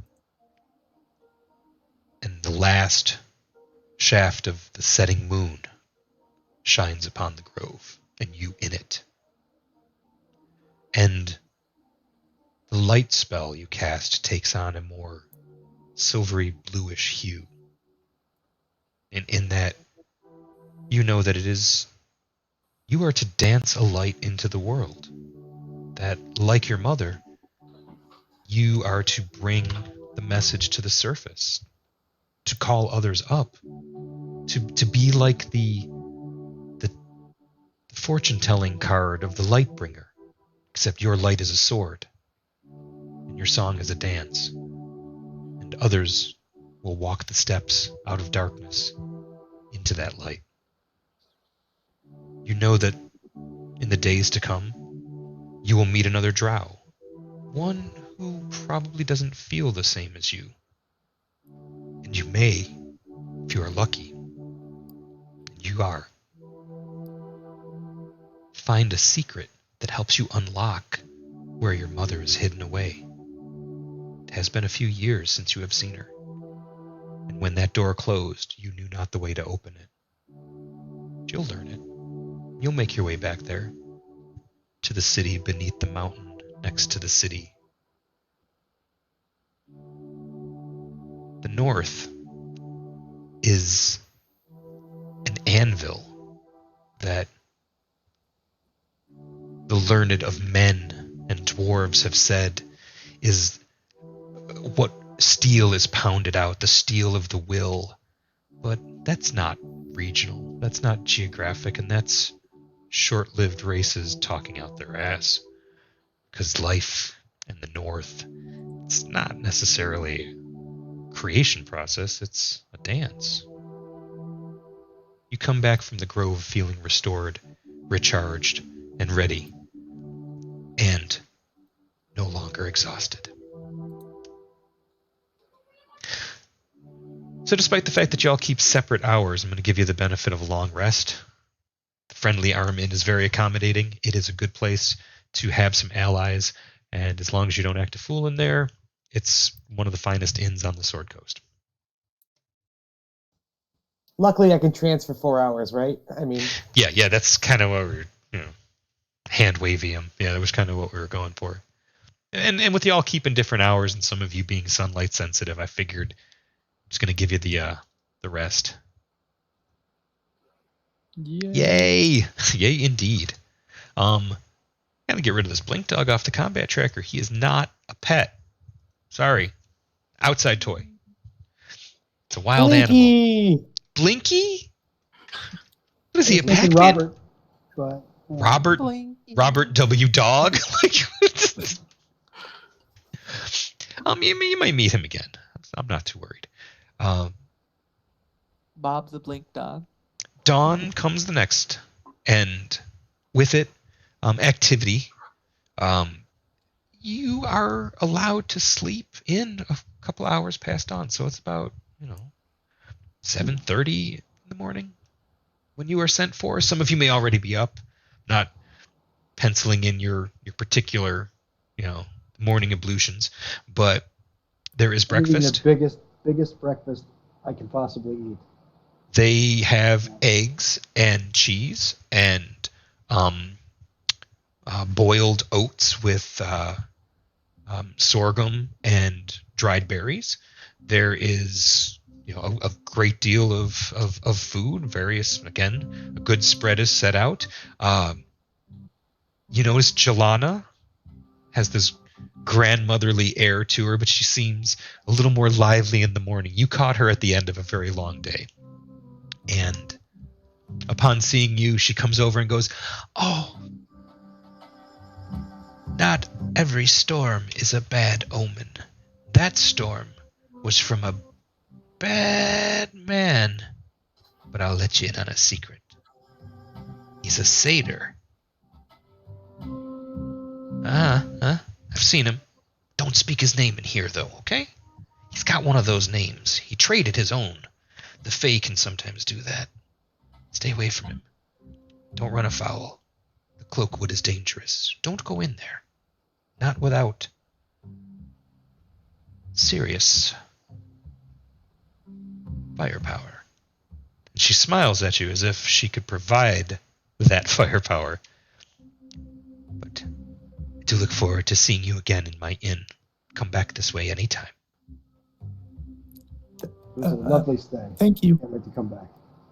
That's Jelana Mirrorshades. Or Mirrorshade. Not Mirrorshades. Then she pulls the data jack out of the bar and goes, "Now I need to check the stock market." No, I'm just kidding. Zaray's not really much of a morning person, so she's that girl who shows up to brunch late and is still like putting on her makeup and stuff. With a parasol. I'm Lydia Dietz. I get it. It's easy to make the drow to goth comparison.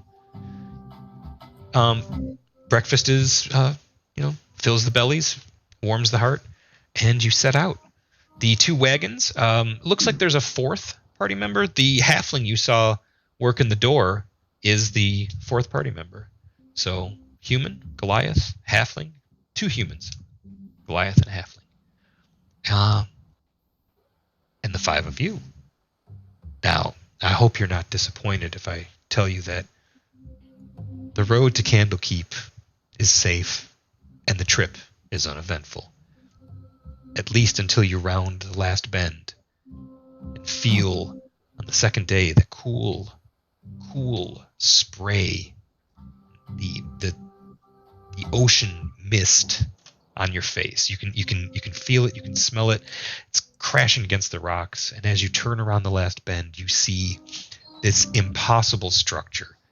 And it's out on a long peninsula, and it's just an impossible stone wedding cake of towers. Towers on towers on levels, and a larger wall around the outside that contains it, but barely. Some of the towers loom out not at architecturally impossible angles, just at the extent of architectural, excess.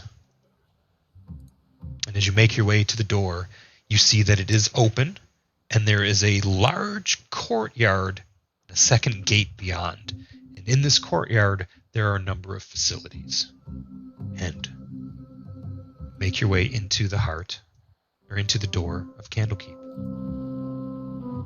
Now, it's at this moment I ask, do we need to flash back to the hour and a half you had with the book all to yourself, Elisar? He would not have pried into the book.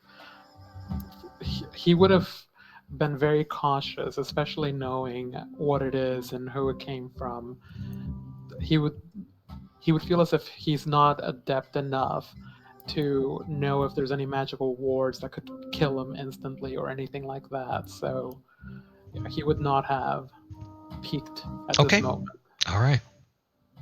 The book is safe.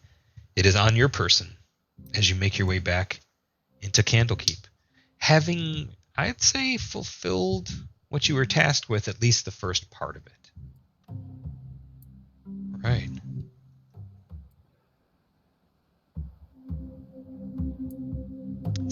There's a line to get in. There's there's a caravan ahead of you, and what looks to be a small, I'd say a dozen armored,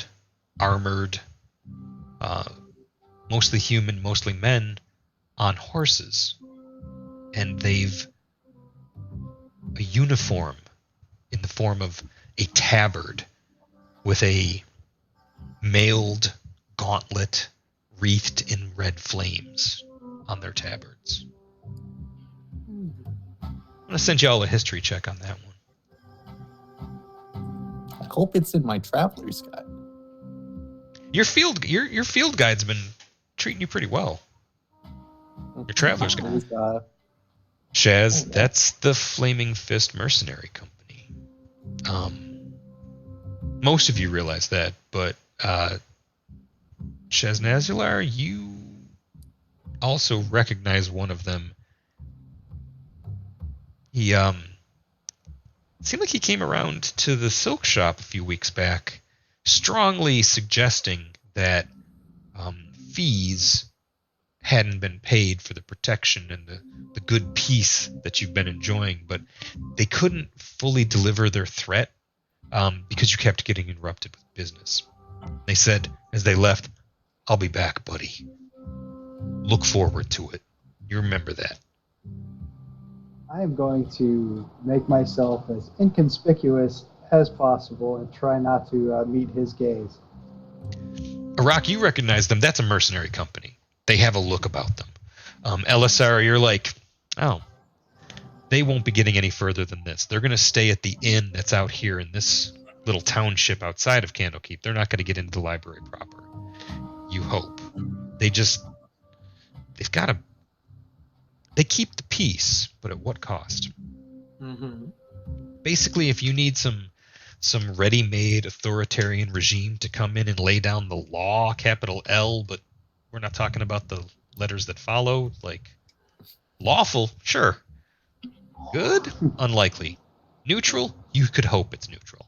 But evil gets paid in mercenary corps. And Shaznazular, you recognize everything and more. Okay. I was doing that to stall for time while I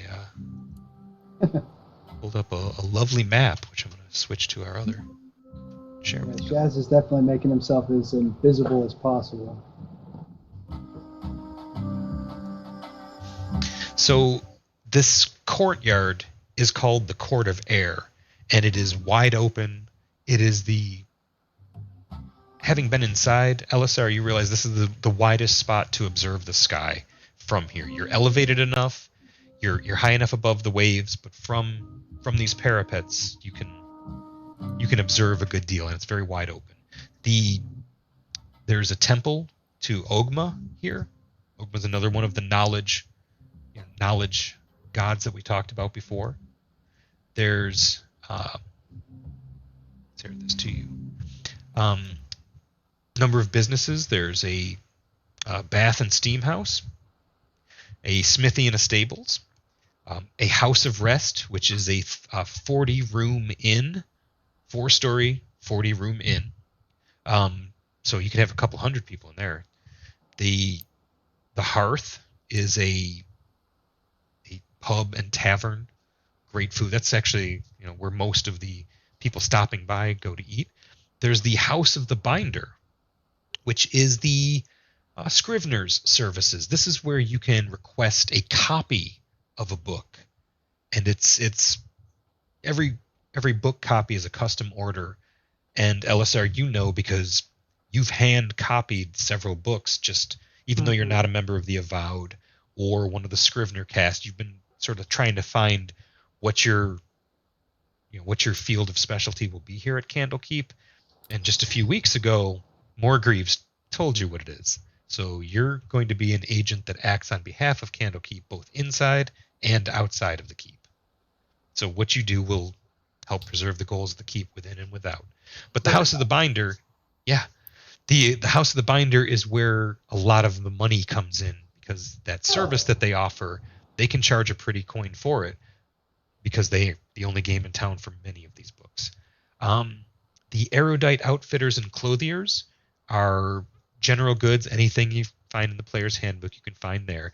But you can also find some minor magics. You're not going to walk in and walk out with a +2 sword, no. But you can find some expendable magic items that are more utility-based. Certainly potions, some wands, not necessarily wands of magic missile or fireball, but maybe wands of mineral detection, things like that. So a lot of more utility magic items and of the expendable sort can be had there for a cost. The small castle that overlooks this keep, the towers in that are squat, and that is the Pillars of Pedagogy. That is a school within the school. This is a place where a number of scientific courses can be learned. People that want to learn cartography, astronomy, astrology, navigation, how to operate, how to read maps. Very, very knowledge based, and you notice that there almost seems to be a conspicuously absent school of warfare. That's not what Candlekeep's about. Beyond the Emerald Door and into the interior of the keep, well, that's a different place. Then we're not going to worry about that just yet, because you're not getting there just yet either. But I just wanted to give you a little bit of a tour as I zoom in on the Court of Air. But you've made your way into the main entrance, and Max is like, I'm going to see to the horses. Rest of you, maybe I'll catch up with you at the hearth. Maybe we'll have supper tonight. It's early afternoon. It's really just past high sun. So, what does anybody want to do? I mean, I'm sure there's a little bit of a sense of urgency for LSR. However, you could definitely clean up. I mean, you have been on the road for a bit. There is some soot and blood on your garments.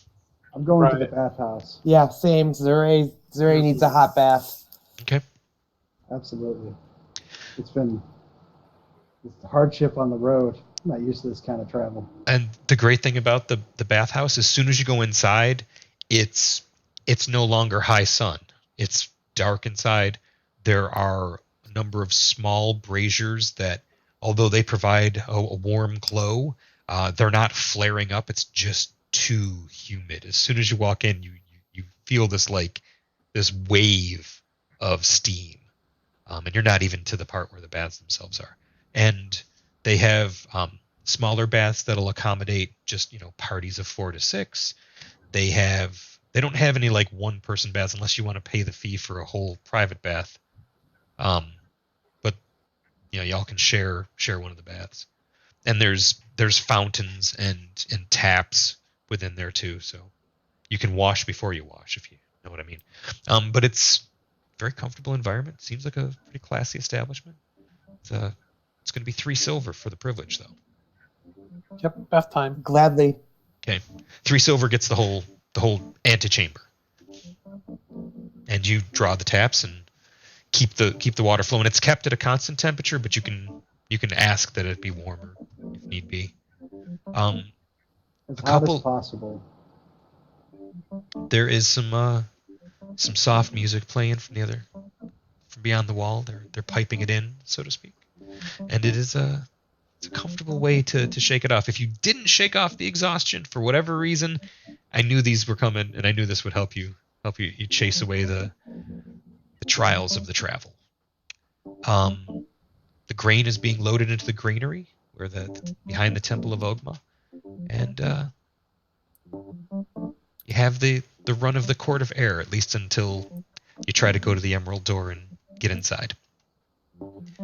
Elisar,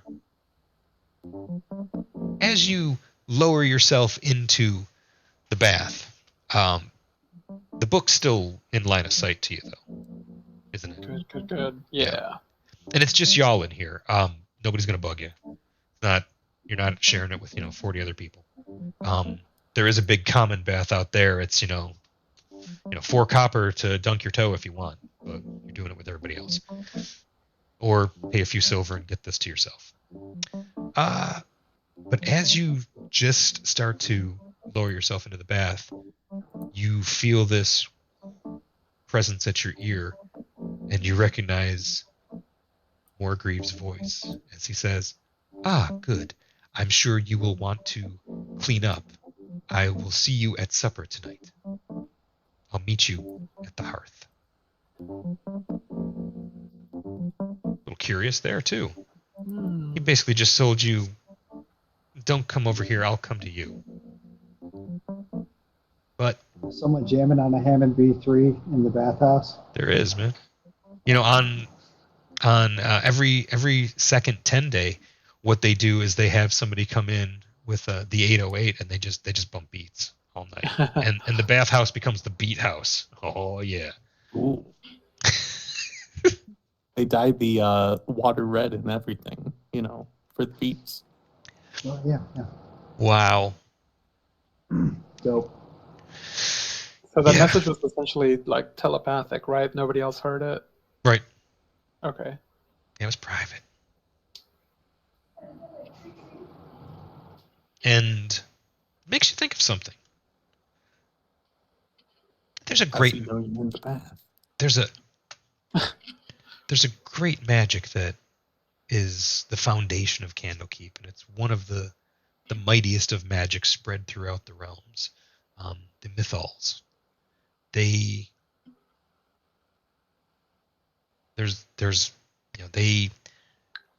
are ancient, and ancient by human standards. They're pretty darn old even by elven standards. And there is one that is said to protect Candlekeep, but in just a few months you've been here, or the year I should say, but you're an elf, so in the short time you've been here, you feel its presence. You suspect that as you unlock the arcane mysteries, maybe you're being adjacent to it will afford you some power. You don't know that that's what Morgreaves just did, but it just reminded you of it. That's all. Mm-hmm. Gotcha. Yeah, I'm gonna go ahead and send you a little thing called an Arcana check, though. Not trying to make anybody else suspicious.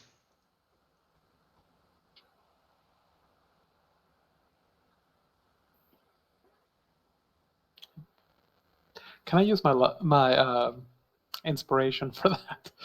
Absolutely. We don't have that feature on right now, but yeah, that was a pretty garbage roll. It's like, let's do better. All right, send it to you again. There you go. We'll allow that reroll. There we go. Much better. Yeah, from a 7 to a 17. It's probably why certain spells have built-in meta magics attached to them. Message spells can be intercepted from across the grounds of the keep.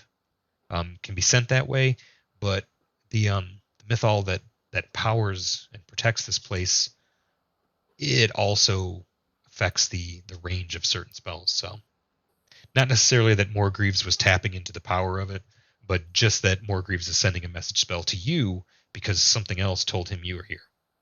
Mm-hmm. A lot of abjuration magic here. Yeah, so nothing sinister, but at least you made the roll. So you clean up, you grab yourself a light meal at the hearth, and he says that he would meet you there for, what was it, supper? Right. Yes. That's around 4th hour past high sun. So a bald half elf approaches you, motions and says, hello, you've brought something to us, something we thought lost. Sure, I'm glad to see you, and glad you made it safe. Thank you. He sits down at the table, looking around. He looks decidedly uncomfortable. He has the look about him of, well, before I play my hand, I'll give you all an insight check. Mm-hmm. I'm going to exclude you from this, LSR, because you know the truth of it.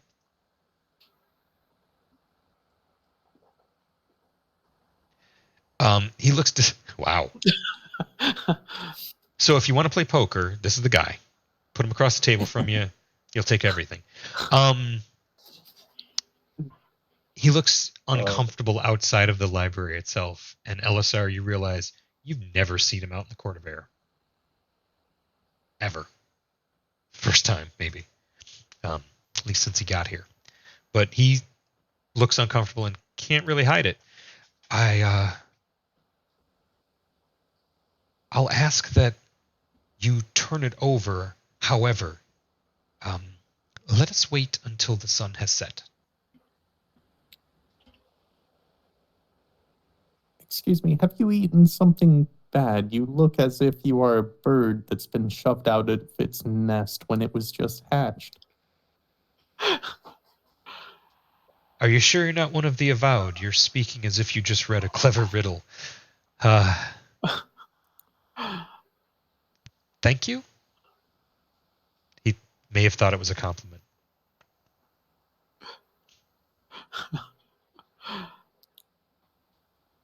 Let us not trust the food here. It produces effects like this. I'll see to it. Excuse me. And he goes up and walks over to talk to some of them, and a couple of people are like, you can see it on their faces. They're not used to seeing him down here.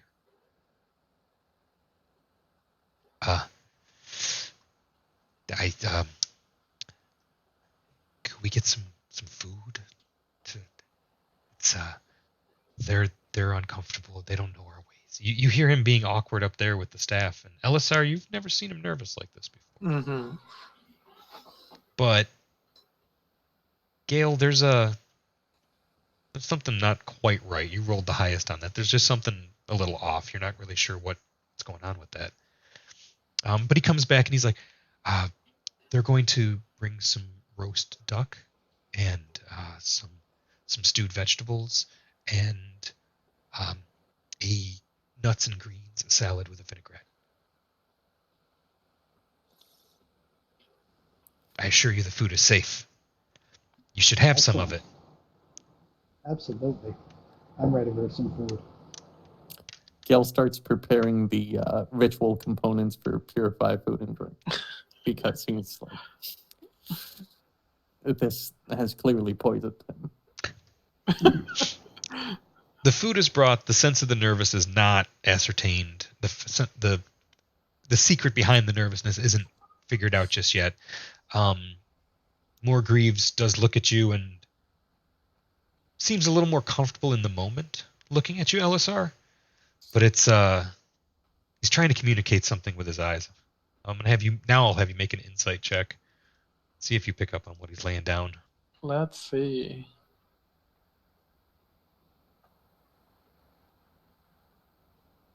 Ooh. He approves of the team. You look like total badasses to a nerd like him. Just for the record, I will have changed back into my nicer, more comfortable clothes after the bath. I put my armor away. Excellent. Walking around in my armor. And Zoray, after the bath, changes into her priestess vestments, which is like a silvery diaphanous robe dress. Okay. Very pretty. Arak, as always, is just shirtless. Okay. Do you put on the good loincloth? Yes. Definitely. Is he The old still one inside all out. nervous and twitchy? He seems to have relaxed a little bit, but not much. Can I use my like persuasive skills to kind of like calm him down, talk him down a little bit, put him at ease with some conversation? Possibly. Yeah. I was going to try the same thing. That's funny. Or simpatico. Well, I'll say one of you can make a persuasion check at advantage. You decide who. Let me know. Let me do it. I'm super skilled with that. Super skill. Well, I want to hear the lead in that Sarai starts with though, Okay. because curious how you're going to set him at ease. You're an exotic band, however, he's impressed and maybe a And little what intimidated. does he look like? He's an Margaret? aged half elf, Okay. bald with a sharp gray beard, eyes to match. Scrawny, bookish. And how long have you been there to keep, Sir Margraves? I sought shelter here during the spell plague. So I've been here for 46 years. And do you have a specialty of or area of study? More of an administration, to be fair. I see to it that those with the talents are put where they can do the most good. Those with the best penmanship don't necessarily make the best scriveners, but they could turn us tidy coin in the house of the binder. Can I ask a meta question? How Yeah. much do we know about Shaz? Do we think you were a merchant, Shaz? That's what I told you. Okay. You haven't asked. I'm going to put that out there. Okay. There has been a decided lack of scrutiny thrown in Shaz's direction by the rest of the party. They really did just stumble into the meeting at the Elf Song Tavern and got away with it up to this point and going forward, it looks like. Okay, so to Zoray's be going to fair, operate off so a did hunch me when and she Rob. says, administration, coin. I think our companion Shaz knows a couple things about that. Yeah, I've run a couple business ventures in my day. Oh, good. This it's not about the money. It's about the preservation of knowledge and the. I look at the five of you and I think we've probably got a pretty good team here to, well, maybe you can help us with a little local trouble. The satisfaction of a job well done, am I right? Absolutely. That's the real payoff. Oh, good. Elisar, I'm greatly relieved.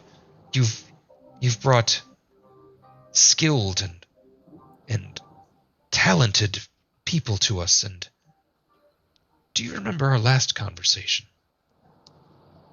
Yes, I do. Matreus was never found. That's quite concerning. Is there any clues? was hoping you could help with that. Might be well suited to your particular talents, the five of you. But finish your meals, enjoy comfortable lodging. I'll get that book ready for inspection.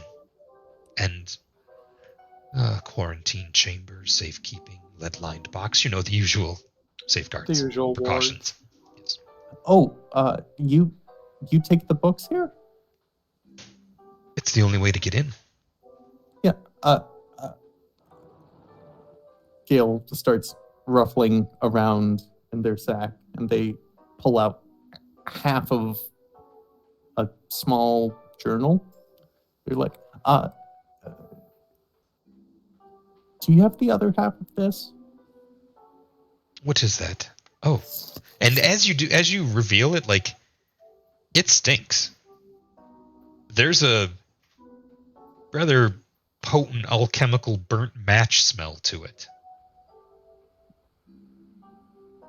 Not poisoned, but maybe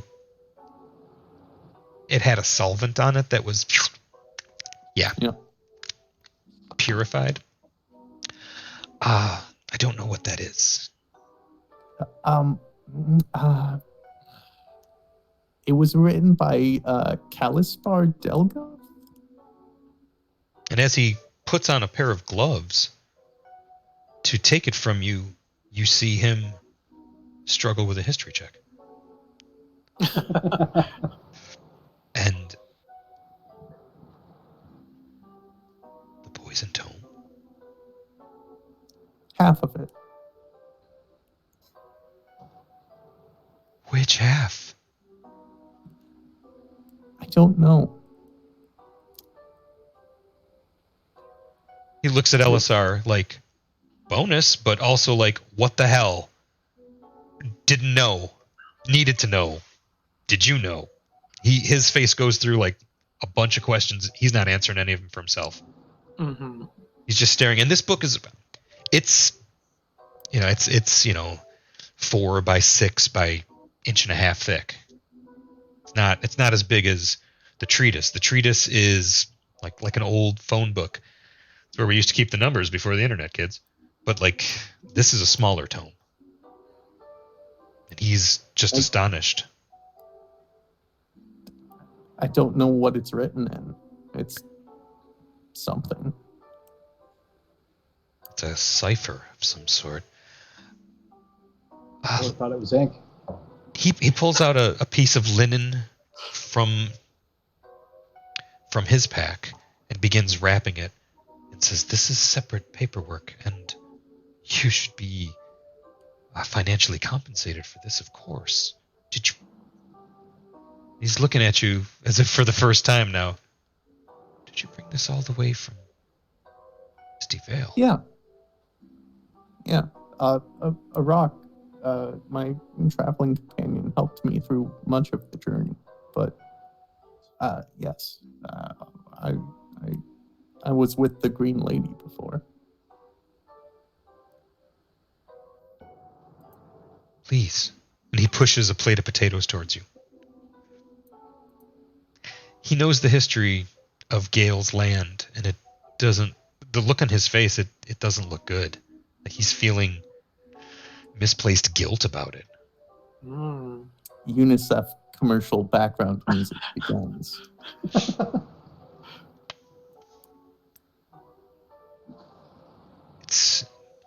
It's the common folk that evil always ends up hurting the most. I'm astonished. This is an untold development. If you'll excuse me. And he goes and he leaves, still wearing his book handling gloves, not taking either of the books with him. But he leaves. He doesn't come back for a full 20 nervous minutes. You start to wonder, did we screw up? What is this? And when he does, there is... Did I offend him? Elisar would just question Gale like, did you mention that book before? I don't remember seeing it. No, why would I talk about it? All right. You, it's one of those awkward moments where the the whole party starts to realize maybe they have secrets they've kept from each other. When he returns, he has a small cadre of avowed with him, 6.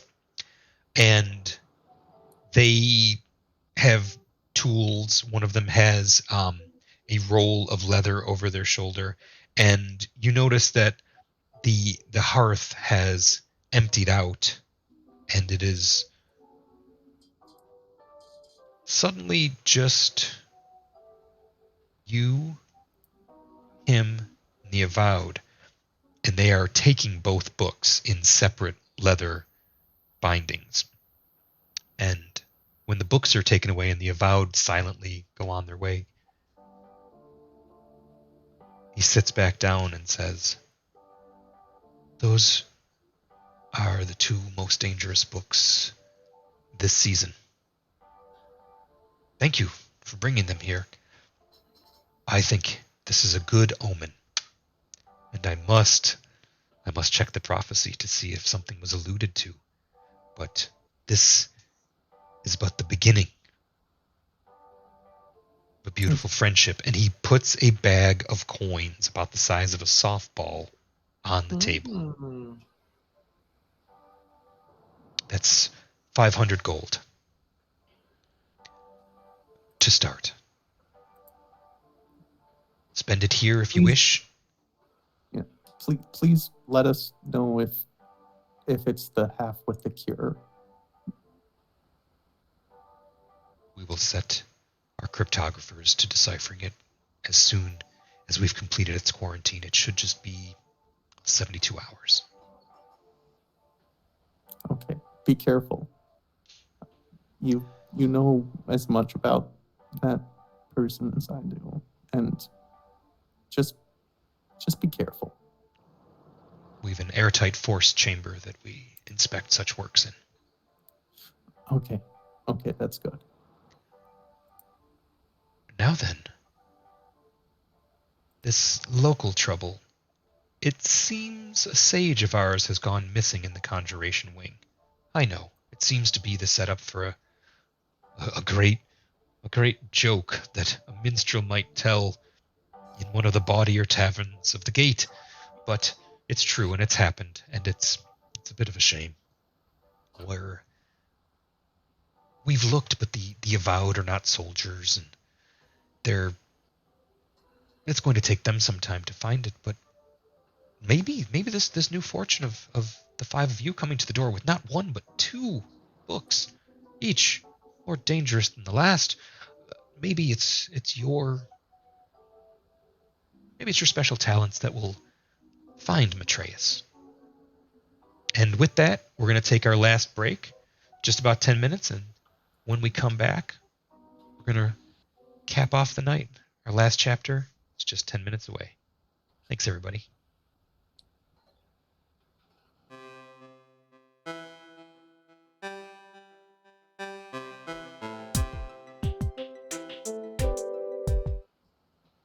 Hey, everybody. Welcome back. This is the last hour of the Biblio-Files, Episode 2. We are joined in progress with Shaznazular, the Improbable, a human rogue from Calimport. But beyond that, we don't know much. And other people are starting to realize it.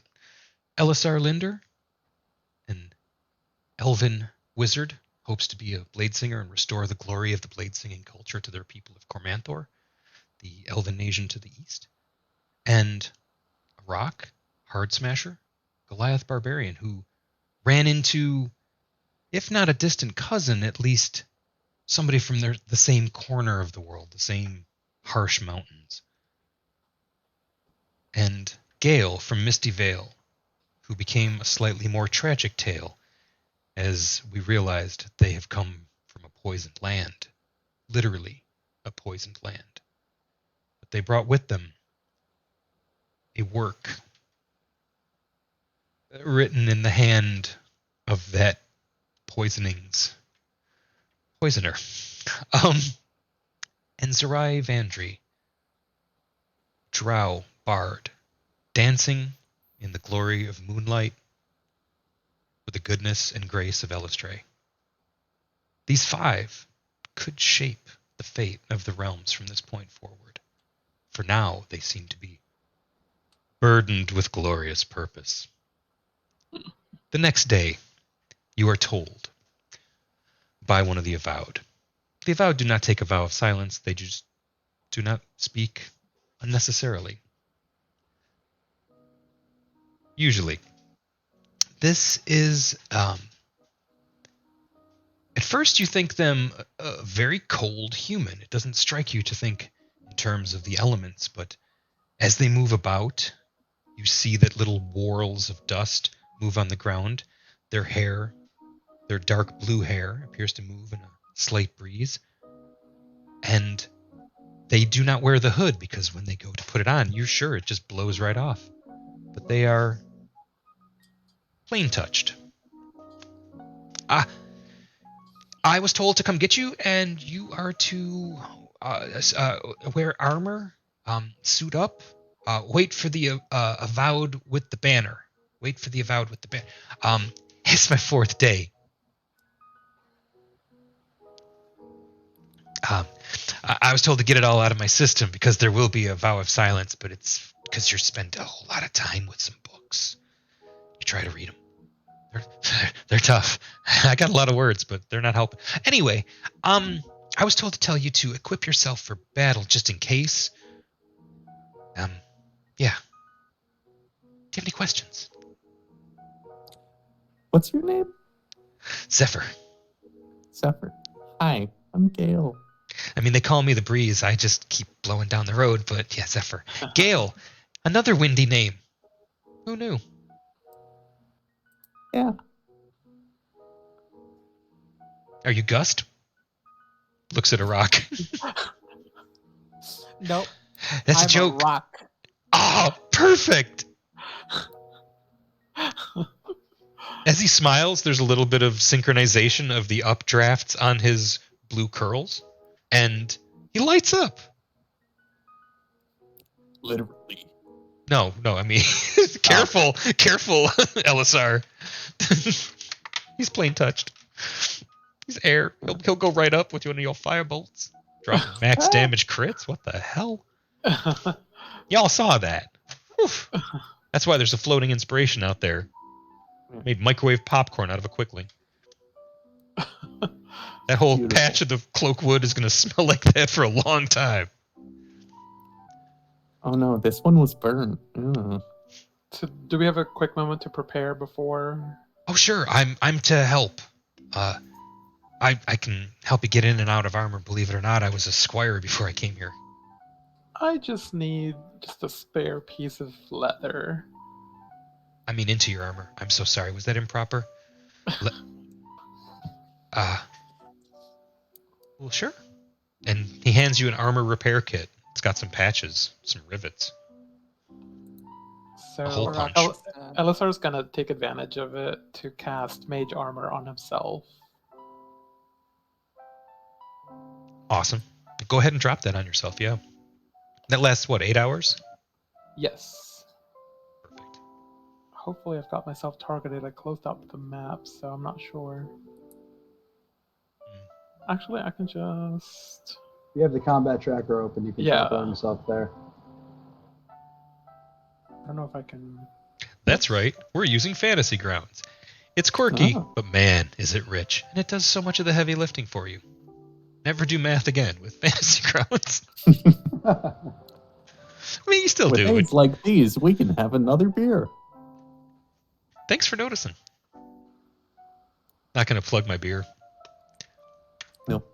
It's a good campaign beer. To do that doesn't flow well. Until we start seeing that ad money, we're not plugging. I mean, I give special thanks to those that have helped pull this off, but I think we're in a good space. Did anybody? You got the armor from him? The material component for your armor. I appreciate that, especially in the realms. Zephyr, you mentioned there might be fighting. Do you have any healing potions? So at Erudite Outfitters, we can definitely set those in motion. Yeah. We definitely need some of those. Okay. That sounds lovely. We've recently become Adventurers. compensated. So I see.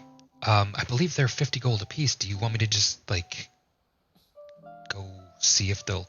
I mean, this is kind of hush-hush. He sent me because I'm good at keeping secrets. okay. Well, Anybody want to make an insight check on that? I'm not gonna give you these all day. But he's Sure. Actually, I want to go and see if I can't try to talk them down on the price if we buy like 5. So you'll go with Zephyr Yeah, over to yeah. Erudite? Okay. Yeah. Yeah, it's basically within the next hour, a number of Avowed are going to come out with banners and sort of escort you. It's not a sense of a ceremony. It's more of a stay back, give us room kind of thing. Escort. Yeah, it's to clear the lanes. Official business, nothing to see here. A little bit of that. I'll give the rest of you the insight check then.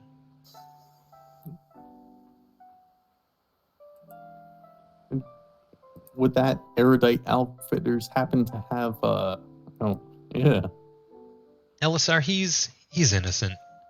Shaznazular, he's like... He was sent to talk to you because you've basically been cleared. Okay? He'd be an easy mark in the hand. Like, there's a reason he's not in Baldur's Gate and he's here. But he's harmless, and he was kind of... It's, you know a thing or two about subterfuge communication. And, the box you send a necklace in sometimes has a message all its own. But he's been sent to be the one to help you specifically as a message of non-threatening. Like, almost overt non-threatening. And, Elisar, you've seen him before, and he's even when he's quiet, he's often running his lips when he's reading. It's not that he's moving his lips to read, it's almost like he's a lot is firing below the surface, and what comes out is a little awkward. He's smart, but awkward. Might end up being a wizard. Sometimes the Avowed, they're all about, living that righteous life of preserving knowledge, and they're like, oh, whoops, I'm casting spells. Sorry, guess I gotta go adventure. It happens. I just learned so much. It just kind of came out of me, officer. I'm sorry. Well, look at this place. It's leveled. And what is that? Okay. Yeah, he seems pretty harmless. So you walk into the shop, and this is just the building is gorgeously made. Okay? It's white soar pine and stained with there's this like slight iridescence to it. And as it catches the morning sun, you're like, that's gorgeous. I'm going to vomit. And you pull the cloak and make your way inside. But inside, like it's just absolute. It's a showroom. There's an arcane ballista just right there when you walk in, pointing up and askew in the most oblique, least targeting the front door angle that it can. But it's definitely visible. There are broadswords, cutlasses, crossbows, arrows, spyglasses, all the good stuff in the player's handbook is right out in the open in the showroom. And there's all around is like a U-shaped step up, new floor, smaller showcases and staff. But this down here is kind of the showroom where you're free to look around. Zure stops at the rack of swords to admire the handiwork of the smith who crafted them. Some of those, and of course Zephyr went with you. Some of those are actually made here. I think that blue one is actually from Neverwinter, though. That looks like dwarven steel. It's quite fetching in the sunlight. Fetching? Well, we should see how it looks on you. And he He smiles and then catches himself. I mean, you're a sword dancer. I heard. I could be wrong. The Avowed, we whisper, but we whisper a lot. May I? Is it like out? Like, can I touch it? Malcolm, may I? Catches the keys and opens the case. And it's dwarven steel, but it's slightly oversized longsword. Okay. But as you whirl it around, you notice that up near the wedge, it widens ever so slightly, and there's a fuller groove that stops and starts again there, and you realize that it's been grooved in such a way as to provide this. It's like a second balance point. There's like the balance point when the hilt is at cross and you're ready to guard and possibly block. Your hand wants to. It's what the previous generation would call a bastard sword, but it's a long sword. They're versatile. But what I'm saying is, like, this one wants to be two-handed, but isn't quite. There's some alchemy in the steel, and it's quite keened, very sharp. While she can hold it adroitly, she does say it's too heavy for my personal craft, but I have sword sisters who would be able to use it and would enjoy it. I'm not much. I mean, and as he grabs the sword, even though he's bookish, he's not as scrawny. He's not wasting away. He did mention something, but he flips the blade up and puts it right back where it goes with a kind of a level of comfort. He did mention cat, invading cat, look out. Cat cam, everybody. Cat content you can get nowhere else. The heathen cat Tina. But he did mention he was a squire. Mm-hmm. But yeah, he's that's there's these capsules, and he points at the space in the fuller groove. He's like, there's these capsules that came with this one. I guess you sort of fashioned them along the side. I don't know. There's nothing in them. They were empty. So we're not quite sure, but it's an old sword. You couldn't tell its age. There was no wear on it. So, but eventually some of the staff do come out. Malcolm comes out. And, Malcolm is he's short,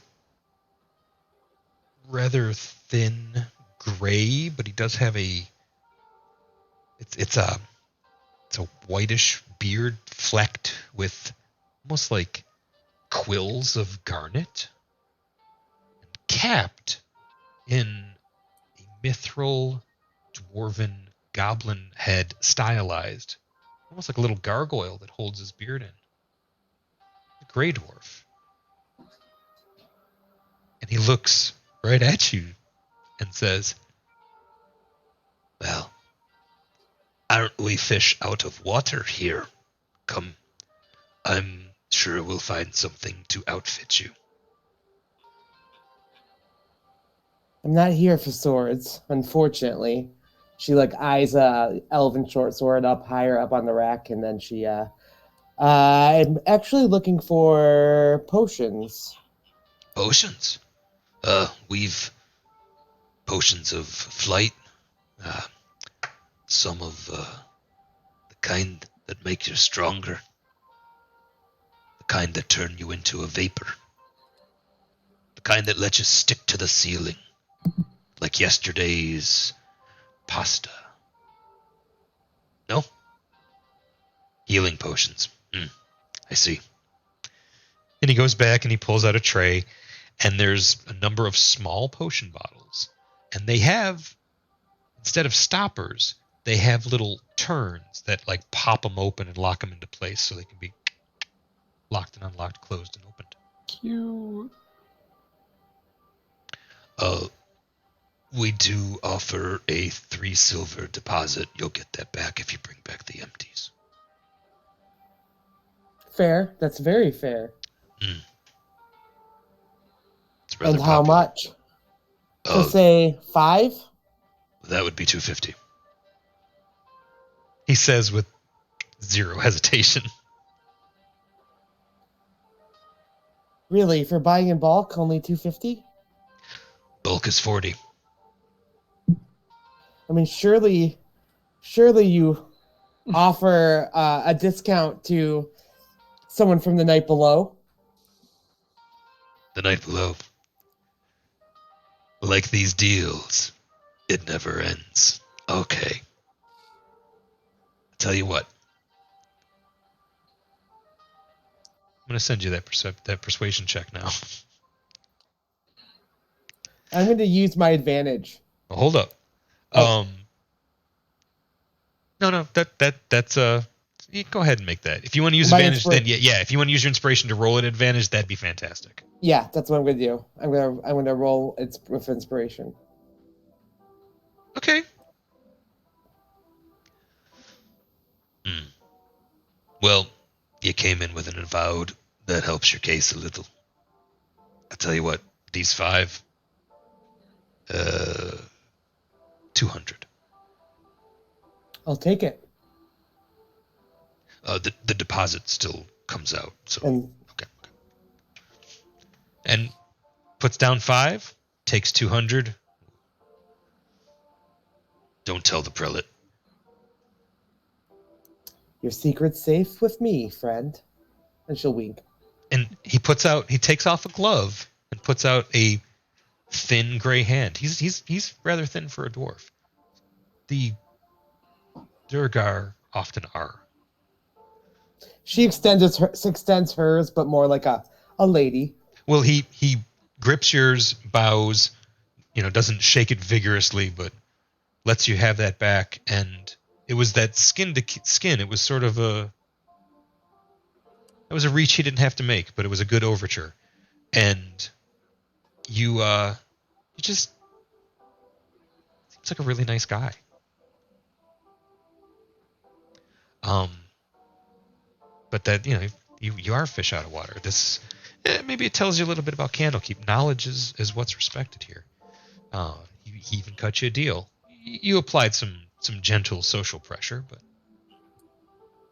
Dark Maiden watch over you, friend. Yes. Eventually, darkness claims us all. I feel like I'm missing something there. Zephyr's like, oh, yeah. A couple 100 years ago, this was all humans. Really? Yeah, I mean, it's elves, of course, but it's. So you're walking back with the healing potions, and Zephyr feels pretty good and says, listen, I'm loaded, so I'd like to help.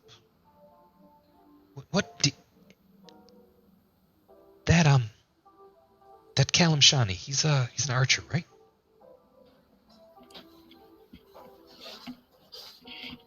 Yeah, crossbows, right? No.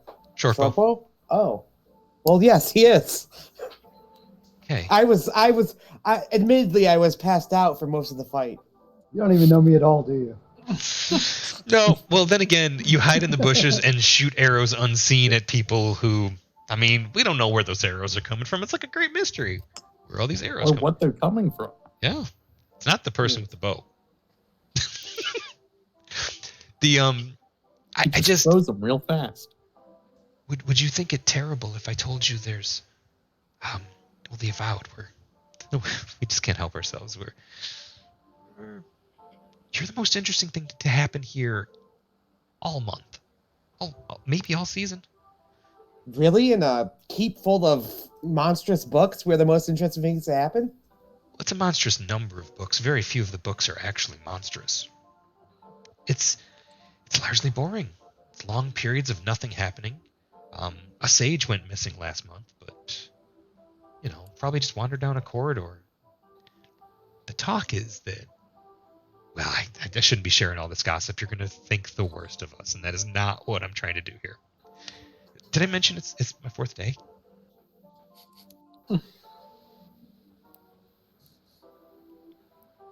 You make your way back to the hearth, and he says, I'll see you on the other side of the emerald door. Looks like they're here. Thank you for your help. And he goes running back to Erudite Outfitters and Clothiers. Just booking it. Running like the wind. As they enter in, Gail might ask Zure, did you see any studded leather? I was thinking about changing this for something a bit more durable. A little more Rob Halford. They had quite the selection there, and it was very fine. Admittedly, I only looked at swords and browsed potions, but I'm sure they probably had studded leather. Do you just have to have it? Would you say you're hell-bent for studded leather?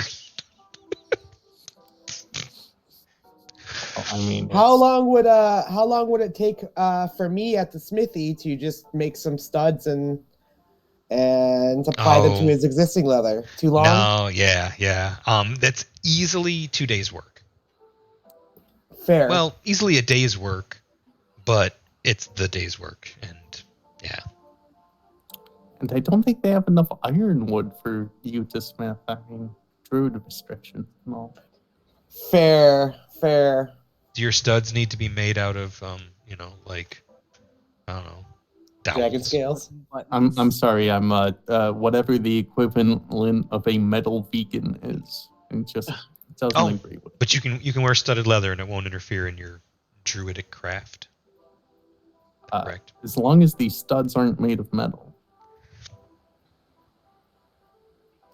That's kind of a specialty item, huh? Yeah, that's more of a custom order. Yeah. Even with a budget.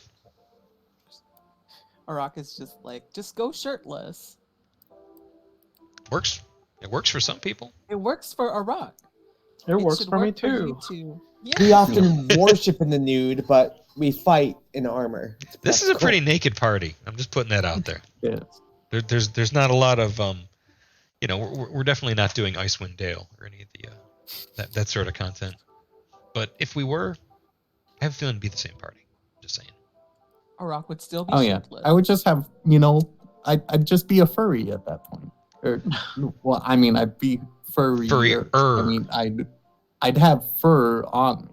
Okay. I'm just digging myself into a hole here. Just a big old fur pile. You make your way to the emerald door.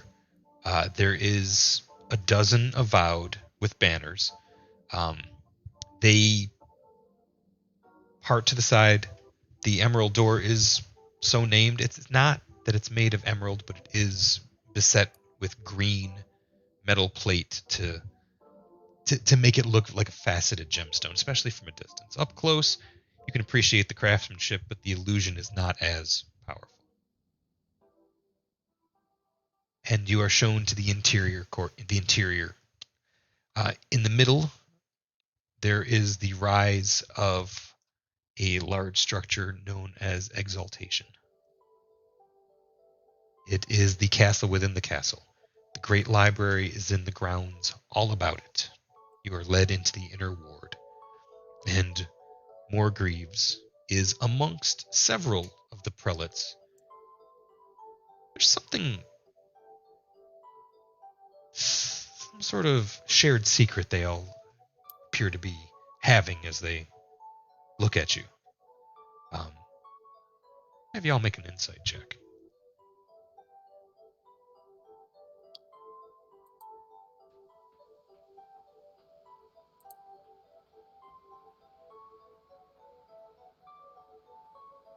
Knocking these skill checks lately. And they're all like this sort of thing. Arak, you're like, it looks like people betting on the wild boar races. It's like you recognize wagering.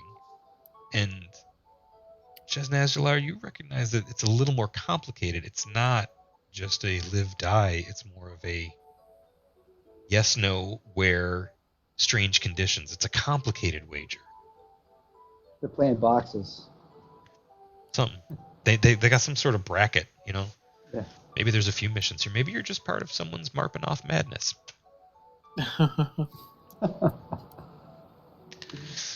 It's We got another thing coming. wow. Well, they're letting you in, so you won't be breaking the law. But it's Sorry. my goodness.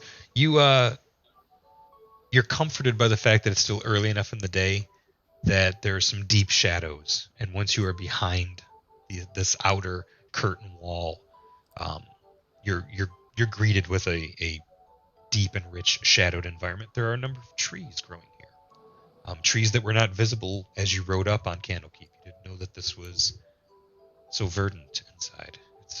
This is an actual arboretum, the interior space. You are shown. Are there any Go ahead. like birds in the area? There or are. anything? Okay. There are a few birds. Gail might be so interested in the nature as to be distracted from whatever important figures are in front of us. Well, it's not just it's an incredibly respectful collection of plants. It doesn't so much, I mean, surely it can't be, but it seems as if the castle was built around the forest, not that the forest was transplanted here. There's a reverence for nature amidst these stone walls. You haven't seen this before. I'll give you a nature check. It's what I said. May have been an unreliable narration.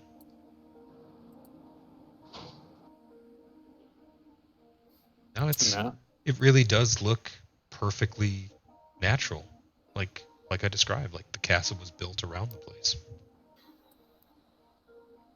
Gail finds a new reverence for these individuals. They respected the land. These must be good people. Running behind and then trying to walk slow and not be out of breath is Zephyr, and he has a quiver with him and a scroll. And he hands the scroll to Shaznajalar and goes, "Oh, sorry, these are for you," and hands you this quiver of arrows that are fletched with two dark blue feathers and a very, very shimmery, almost gilded, like there's foil on it of silver on blue. And as he hands them to you, they just hum in the case. Those should help. Thank you. Said I wanted to help, and he looks over at one of the prelates, the other two looking at him disapprovingly, but this prelate, not Morgreaves, the one next to Morgreaves, older human with a beard, and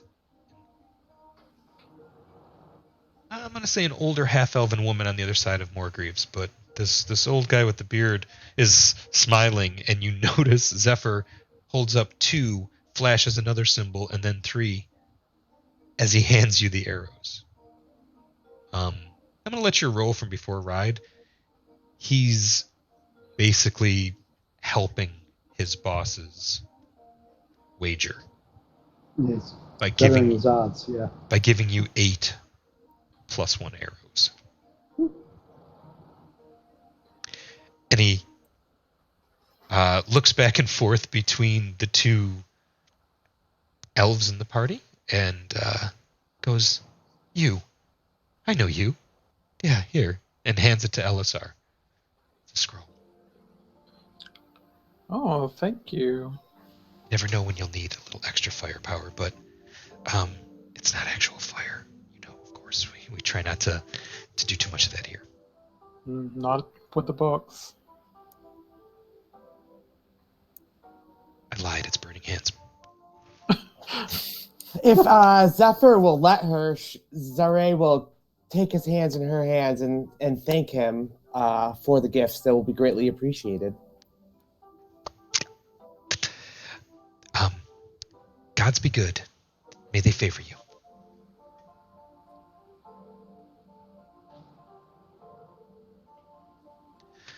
You suddenly feel like everyone knows why you're here. Elisar, like your brain's like, so why the secrecy? Why the what the hell's going on? It just seems like there's some, I don't know, maybe some games being played you're not privy to. Mm-hmm.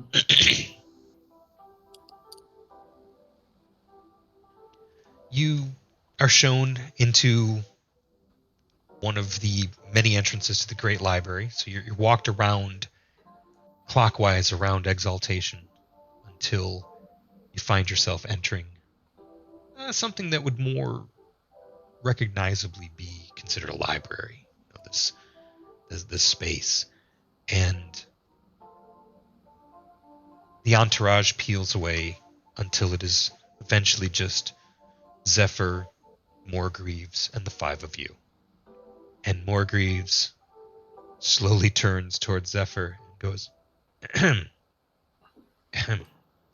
And Zephyr goes, yeah, that will be all. Thank you. Oh. And waves and leaves. Awkwardly, as always. Morgreaves says, pulls out a crystal, begins spinning it on the floor, on the carpeted floor. You're on a catwalk in what can only be described as a cavern of books. Numerous alcoves, stairways, tiny little little balconies where there's 2 and 3 tables, desks, podiums, books, everywhere you look, books. But he spins this crystal, and this hemisphere just radiates out and shimmers. You know that what you speak in here will be heard nowhere else.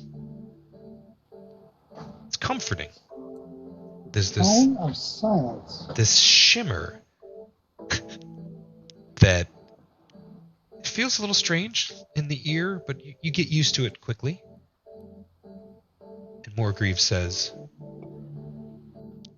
Matreus has disappeared somewhere in this wing. Your special talents could be of great help. Despite how it looks like we all know what's going on, we wish we had more information to help you with. There are a number of books. Yes, there are some dangerous ones, but should you need to be drawn back to this point, just call out home to this crystal.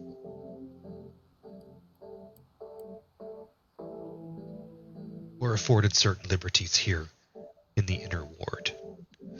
I do encourage you to hurry.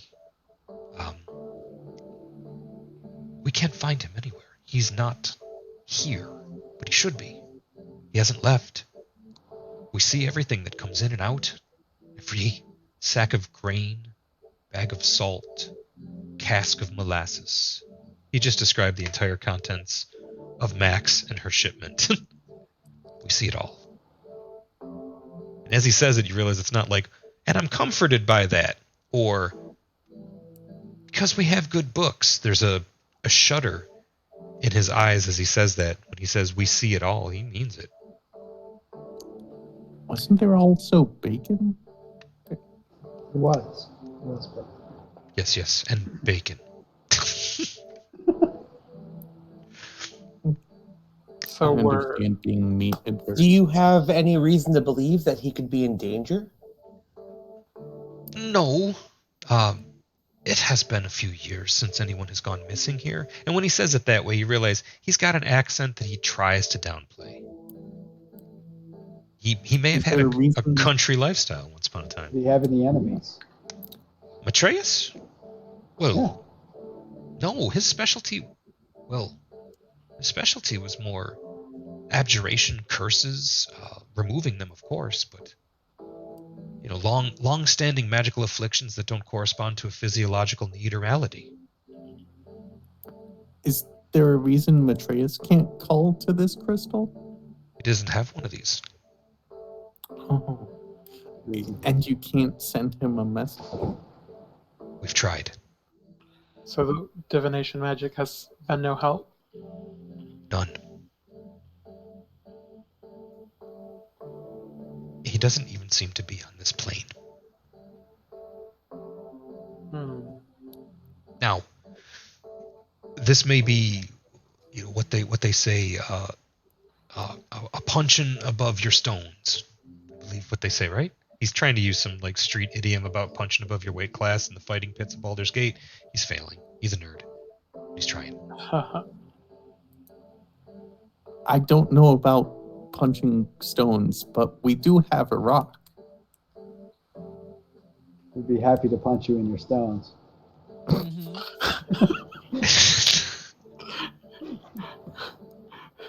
All right then. As a necessary precaution, we've cleared this ward, and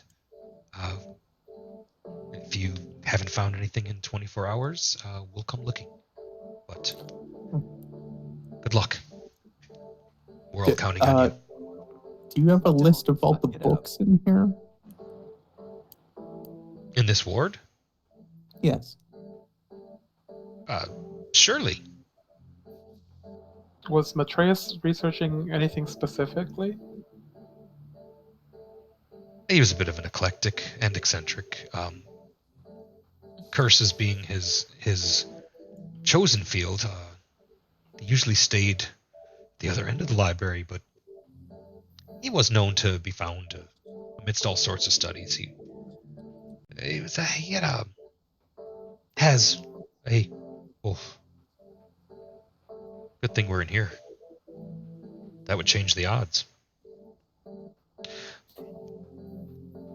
He has a voracious intellect. You get that when you're here long enough. There may be no limit to the books. Does he have rooms in the tower? Have you checked his quarters? No sign of any preparation. All of his garments are there. His library is intact. His personal notes. His bed's unslept in. His silk slippers are there. Contents of his most recent notes? His last entry was 5 weeks ago. And he went missing sooner than that. 4 weeks. Any idea what it was about? 10 days ago. No, it was talking about his plans to go to Leylon to catch some festival, but he'd be back before winter. Okay. What's the festival about? Just one. Oh. Did it have a name? I think it's Cold Sea Tidings. It's there's some old ocean god. Thank you. You've been very helpful. So I've always been told that the last place you will find, or the place you will find someone is in the last place you look. So I propose that we go to the ocean and find him. The first place you look is the last place you find someone. Listen, Yeah. I don't know what that has to do with it. He hasn't left the library. Or has he? He would have signed out.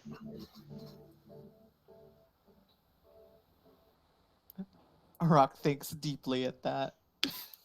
He is a sage. You are realizing he's like wanting to go. He picks up the crystal and goes to hand it to a rock and then looks and hands it to Elisar. Here. Yeah, Rock would have just thrown it at someone. So, like, how big is this crystal? It's 2.5 inches long. Like, easily fits in a pocket somewhere. Prism rondelle, yes. You could spin it between your fingers. It's a sling bullet. It could be. Yeah, crystal of Yell home when teleportation it plus a hits. swing is a improvised banish spell. If you detect for it, it would detect as magical, but he just told you that it's a conjuration magic, so Yeah. and it's keyed to this point, and And it's we are in the Conjuration Magic Hall, basically. yeah, this rug that he spun it on. I'm gonna have you make a perception check. You've been here before, just last month.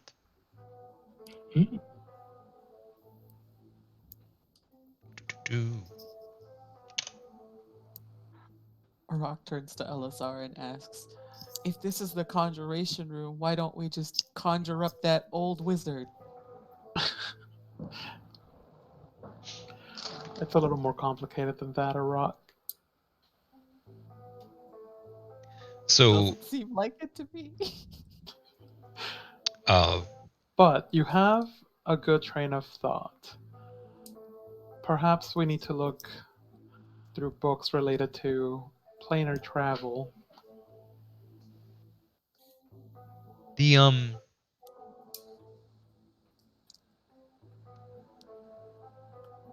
one of the private chambers was open last time you were here, and you wandered in. Maybe that's related. Hmm. You just need to find it.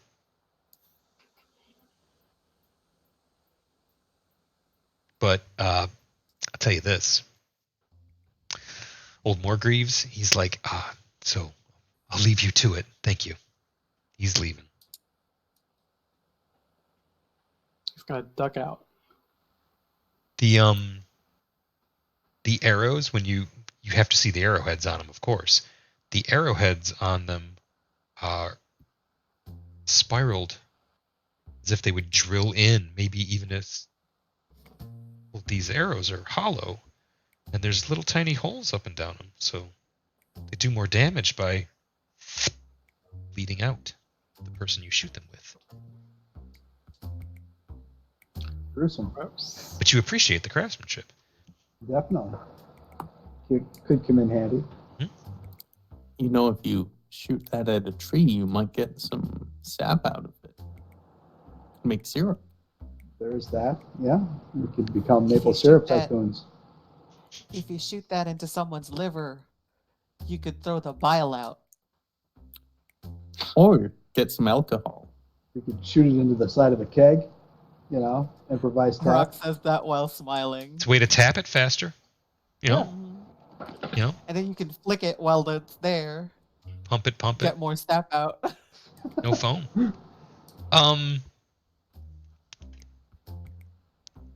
You start to make your way around. I'm gonna have everybody. That was weird. I'm gonna have everybody make a investigation check. I'm sure he's just laid up in one of these private rooms with like a month's supply of cocaine and some hookers. I think he might be at any books relating to maybe that ocean, the festival, or maybe that ocean god around here. Who knows?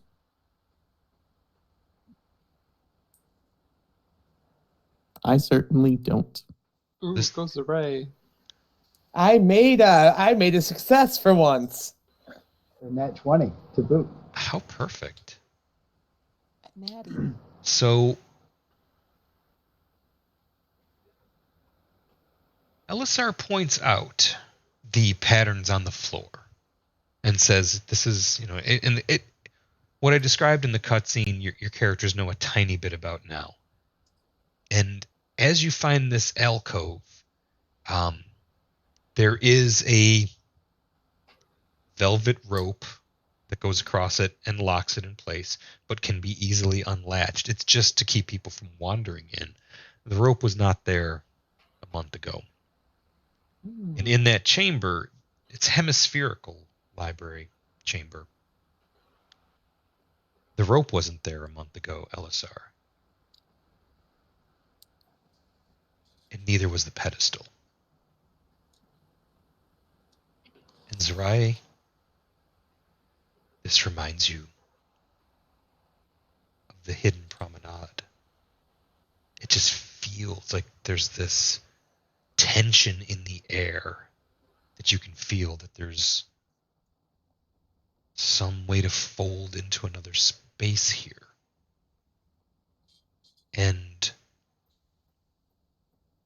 you cross the velvet rope, She does. You can't cross the velvet rope. You're not on the list. but you are. Oh, okay. As you walk Can I use inside, +1? there's this. It feels like you've crossed a threshold, but you all still see Zerai in there. It looks. They don't look like they're in another place. They're in this hemispherical library. But as you approach the book, the air just feels like taut with energy. The book is closed, not perfectly seated on the pedestal.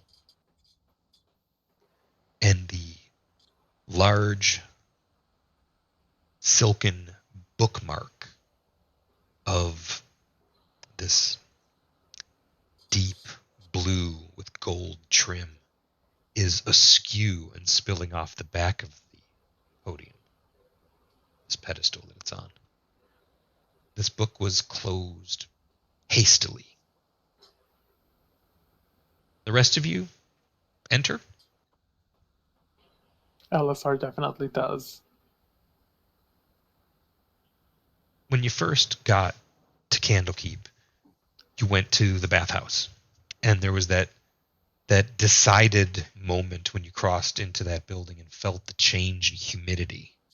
It was palpable, and you could feel it on your skin, and you could feel it in the air as a density to the air. When you cross this threshold, you're reminded of it, but it's an absence of density. It's very light in here. Why, you have a feeling that a bubbly beverage would never go flat. No, it's just there's just this like charged quality to the air in And here. Go the ahead. book is closed? It is. Do I recognize the book? Yeah, I call LSR over specifically because I know that he studied here at Candlekeep. As the two of you crowd around the book, what comes into view and into relief. It's metallic on the cover. There's an engraving in this bronze, and there's a wizard, must be a wizard, staring at you as you realize the tome you see. Tome you have discovered in this chamber. Creepy looking. Is the joy of extra-dimensional spaces. Is that Mordenkainen on the cover? You know, Looks like him. Not that I would know that. another question for another time. And that's where we're You going to know it. end our session tonight, y'all.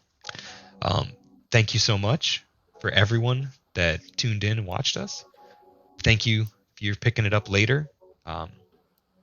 Thank you for being here. And thank you to Fantasy Grounds, to the people behind all of what we've done here. Thank you to all my friends at Heathen Cantina. Thank you to Matt. Shout out to Matt on the ones and twos tonight. Thank you to Darling Archer over at Manapot Studios for awesome overlays.